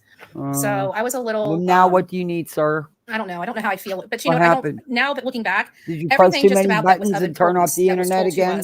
When Chris and Katie came out for their original interviews, was basically horseshit. Okay. Excuse my language. That's exactly what it was. Everything just about that they have said to us that happened has all been modified some way, shape, or form. And when we're in true crime, that is a very telling sign for us. We don't need to be PhDs. We don't need to have masters. We don't need to have law degrees. We don't need to have investigator degrees. And we don't need to have law enforcement degrees to smell that kind of BS. Sorry. But what she means is he used it in a past tense. He isn't. Interesting. Yeah, we always look for past tense wording. Every time we got your listen for Wi-Fi those turned off. Those are key factors. But see, you got to understand, the more that this true crime community builds up and the more we talk about these things and the more that they're widely known, these are going to be elements that people that are planning or in the commission or, have to think about they're going to be thinking of these things because they're being basically broadcasted. But, what do? You're damned if you do, you're damned if you don't. We have to talk about the cases. And I think that's what law enforcement doesn't like because they are able to lie to their subjects and basically tell them that this is not a criminal investigation, this is a missing person, you're just a witness, right? Keep them talking because if they're just a witness and not being questioned as a suspect, they don't need to lawyer up, right? So there's a lot of things that by us talking about these cases, especially when it comes to whether it's a criminal case or a missing person case, that could really change the dynamics of whether or not the Proudfoots still continue to work with law enforcement or not. So everything, is this something that social media could hinder? Yes. But is it any different than what mainstream media talks about when it comes to things like this? I don't think so. I think back in the day, back before all this political correct BS, I think that we really did have, mainstream media was media, but now they're not. They tell people what politicians and law enforcement want them to tell people instead of what they find out through shoe leather work and what true traditional, providing information used to be. And I think that worries law enforcement because they've been able to curtail it over the decades. And, we don't really hold a lot back. We find this stuff authentically, organically, using public records and other methods to hone in on what's going on. And we let our audience know. And it's unfortunate that we understand the differences between their policies and procedures in a missing person and their policies and procedures in a criminal investigation. And what we're seeing law enforcement and how they're handling their business right now is more in line with a criminal investigation than it is with a missing person. And we know that. So they can try to use smoke mirrors and word salad all day long. Honey, you had your Wi-Fi turned off. Please don't keep pressing the screen. You had airplane mode turned on and Wi-Fi turned off. Please don't do that no more, okay? Long and say that there was a Okay. mistake on a piece of paperwork. No, there's not. Otherwise, the missing person report would have Is been it okay? released. Period. Because it holds no evidentiary value whatsoever. It's a missing person report. That's it. So there's definitely something hinky going on. It sounds like Sumner County is the lead on this. It's a little worrisome because we hear that Chris Crabfoot's stepsister works for Sumner County. There's another case And called Betty, it wouldn't freaking matter if she did or didn't. It's not going to matter. They're still going to do their job. They have done their job. How dare you? Do you think just because a relative maybe works in some capacity with the county that they're not going to look at them? You're so wrong. Huh. You really are a clown. Crystal Rogers. Brooks I did. her boyfriend is the one that's now behind bars, accused of the crime. He has not gone to trial for the matter. Well, his brother worked for Bardstown Police Department and threw interference in his brother's case and ended up ultimately losing his job. So it's not the first time that Okay, you're talking about a whole different kind of scenario. All right? That has nothing to do with this, by the way. covered a case where there has been. Not only is local law enforcement, but the TBI and the FBI has been in this case. Sorry, Betty. They pulled out all the stops. An interference from law enforcement because a family member was part of that law enforcement body. So it makes me very exactly, Lisa, but shh, don't tell her that. Concerned. Where can we see that Chris Proudfoot's leaving the home at 9 p.m. on Sunday? Yeah, it was corroborated by Justin for All on YouTube. Yeah. There's your great source of information. Spanky Boy. That is who corroborated that Christopher was home at 9 o'clock on Sunday night. It's still not.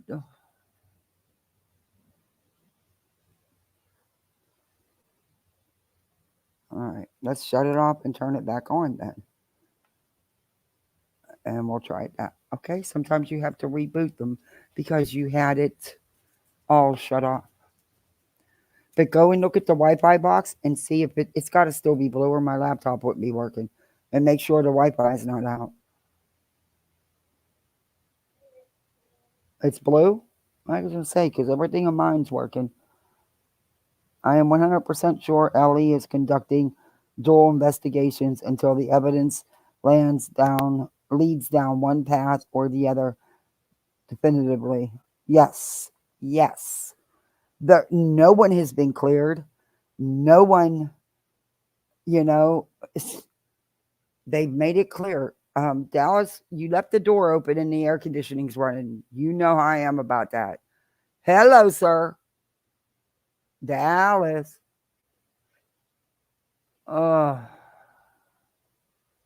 Kids. He doesn't release his source, but his source is definitely corroboratable. I'll tell you that. It is not corroboratable. It came off of freaking Facebook. He listens to JLR too, just like you. Are you kidding me? Spanky's a reliable source? Please. I would believe my dog before I'd believe Spanky. He's a true tragedy pimp. He does nothing but grift off these kids. Day after day after day. It's kind of weird that he concentrates on just kids' cases, but, If the person wanted their names released, they would. But Justin for All is it without a makes doubt. the AC unit run twice as hard and eats up the electric bill. But our unit is old, and hey, right now I don't have $5,000 to replace it. So, please shut that door. Quit leaving the door open when you come out. Shut it. Come here. Let's see if it works. But you've got to shut the door. All right? Now, little man, you're old enough to understand that. Okay, it's loading.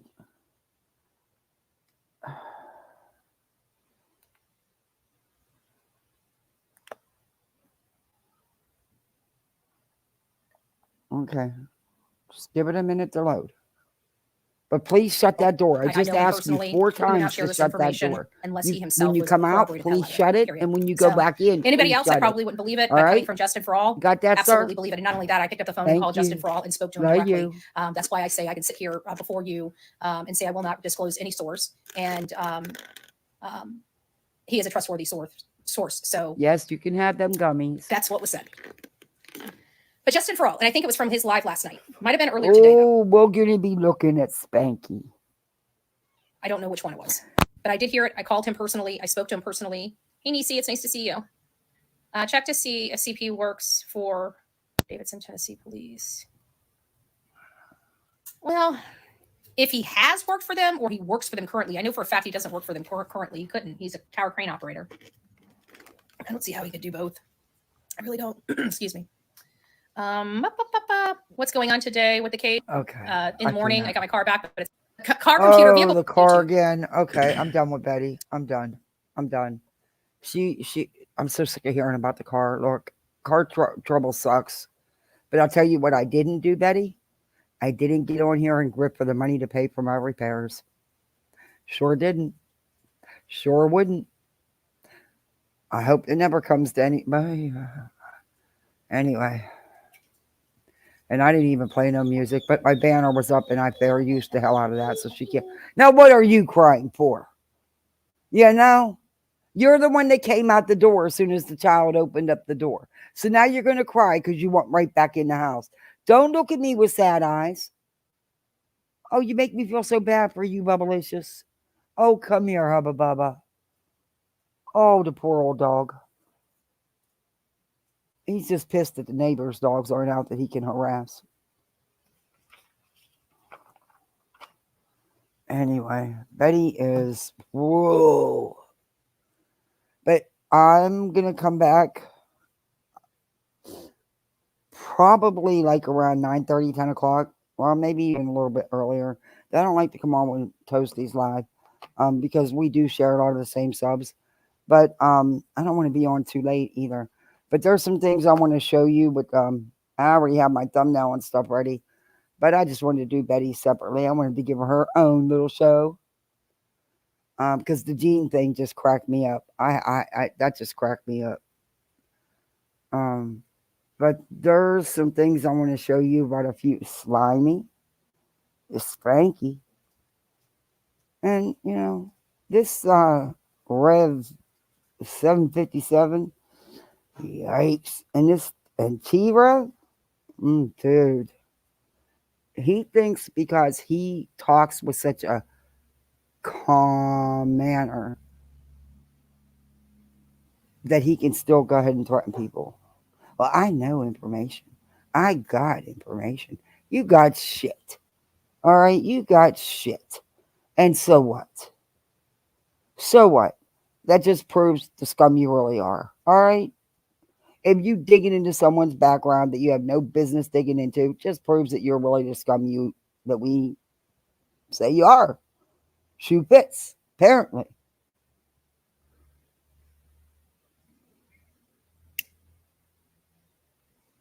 Yeah, I can't with Betty. I was walking my potty one night, and a dude in a truck came 2 feet from us, and I lost it. He got out and started yelling at me. Hubs came out, strapped, ready to fight. Well, sometimes you have to. Hell, nowadays. Oh, you want to see it? I will show you real quick. All right, I didn't forget. I will show you.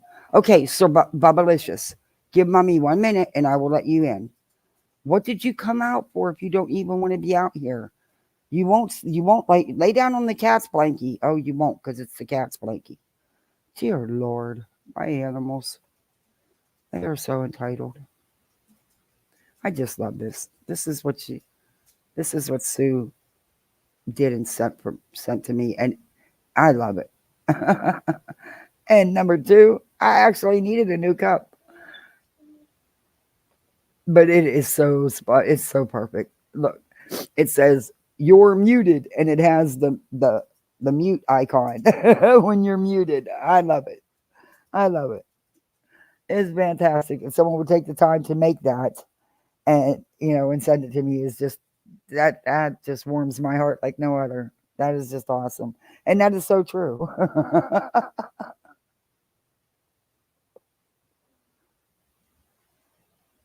Oh, Equisearch is.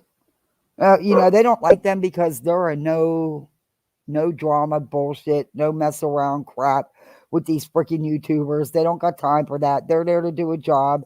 They are 1000% as professional as you can get, and they do the job they're there to do. They do not entertain none of this drama in these YouTubers. And that's okay, Bubs. I will let you in. And that is why they do not like Equisearch, because Equisearch will not play ball with them. Yeah, that is sweet too. And I needed a new cup, and it's one with got the on the inside the metal, so it'll really keep it cold. I really like that. My daughter hasn't seen it yet. She's gonna say the color. No, it doesn't mean it's for you.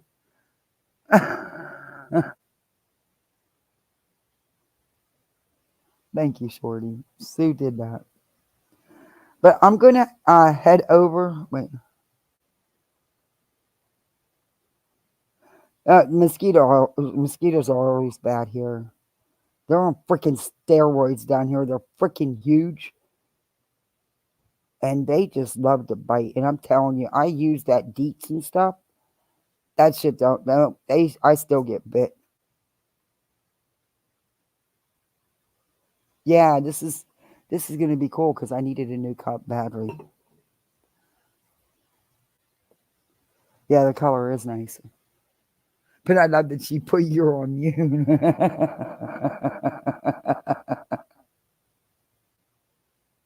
Yeah, she did. She pays attention when she watches me, and that's so cool. My dog never lays on the concrete. Never. He has to be on a blankie. He's laying on the concrete. He's that pissed off at me right now.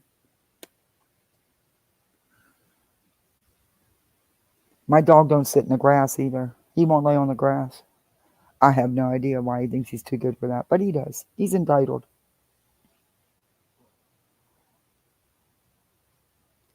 He just wants you to take him out 100 times a freaking day. My fault again, because I won't, from the day we got him, I would walk him at least every 2 to 3 hours. Yeah, that's a mistake. Don't do that. Unless you can do that all the time, don't do that. Because you're walking him whether you can or can't every 2 to 3 hours. But he's great in the house. You can leave him alone all day. He's not going to do nothing. He don't never go in the house. He don't never mess with anything.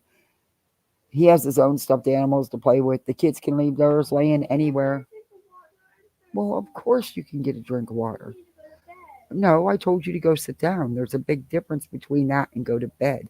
Go to bed means go to bed. Go sit down means go sit down. They mean two different things. And we'll talk when I'm done. Well, no, but we'll talk when I'm done. But ma'am, you're allowed to have a drink. You're too old to have to ask me for a drink. You're almost 9 years old. Oh, now you're really pushing it. But yes, you may. Do you want a pack of gummies? I would rather you have a pack of gummies. I had gummies at school. Okay. You're not supposed to argue with me. You know my teacher did? She actually let us have snack for the first time in forever. Oh, yeah? This teacher never let us have snacks. She Okay. done something she never done. All right. Well, what candy do you want? All right. Get your drink. But again, you are almost 9 years old. You do not have to ask permission to get a drink. I tell you this probably 20 times a day.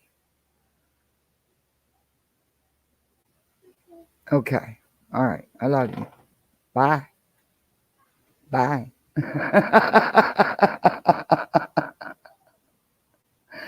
Today was take your kid to work day.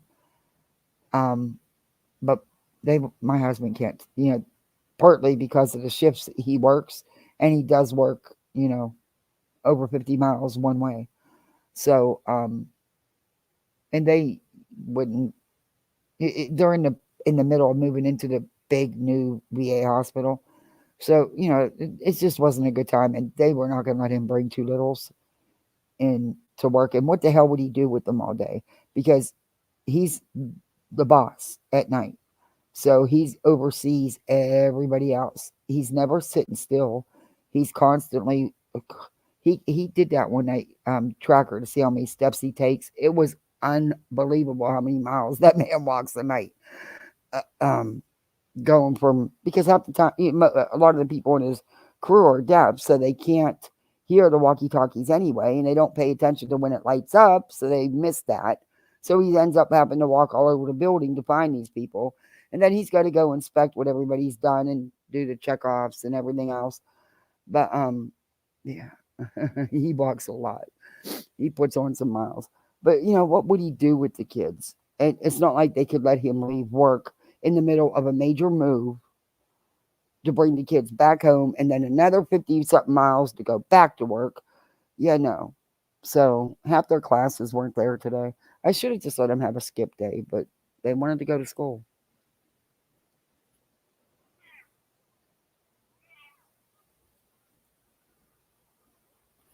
Yeah, if we would have, if I still had my car, it would have been different, you know.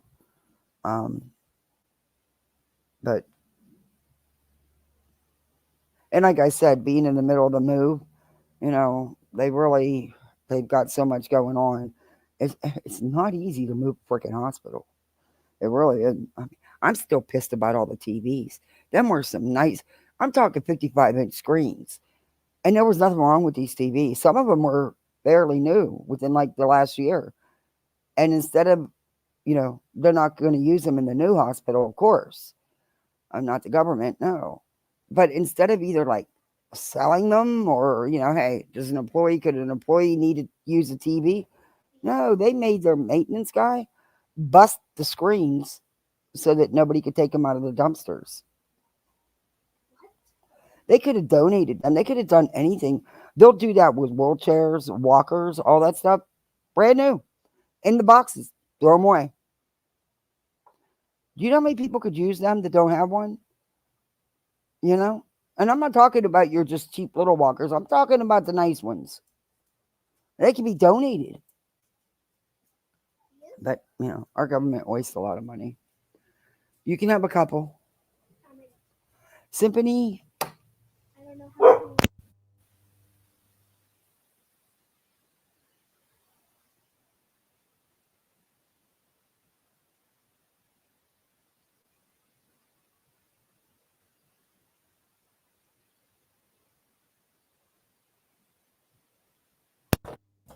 Sometimes kids. I'm sorry, but she interrupted me again.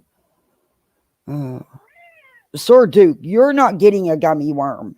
All you do is play with him and make a mess. You're not getting a gummy worm. Stop it. Okay, Bubs, just Duke. Really? You want to talk now? I'm over. I'm done. Now you want to co-host? Too late. But I will be back later tonight to finish up Pimpology 101. But I'm going to head over to Duchess. So y'all come on over, go on over and check out Duchess. I want to go see what she's saying.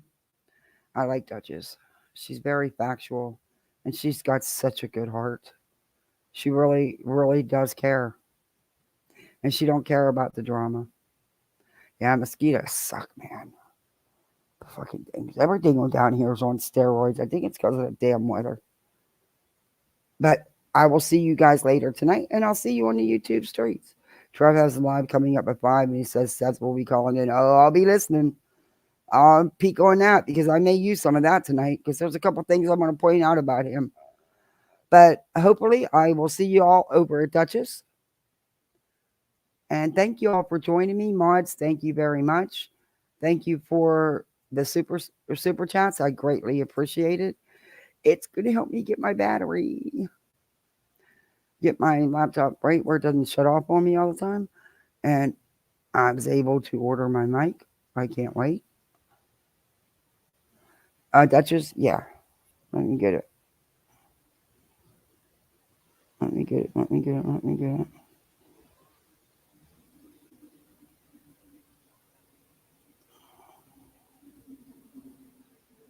Okay, how come when I type that in, it comes up that Duchess from Black Ink?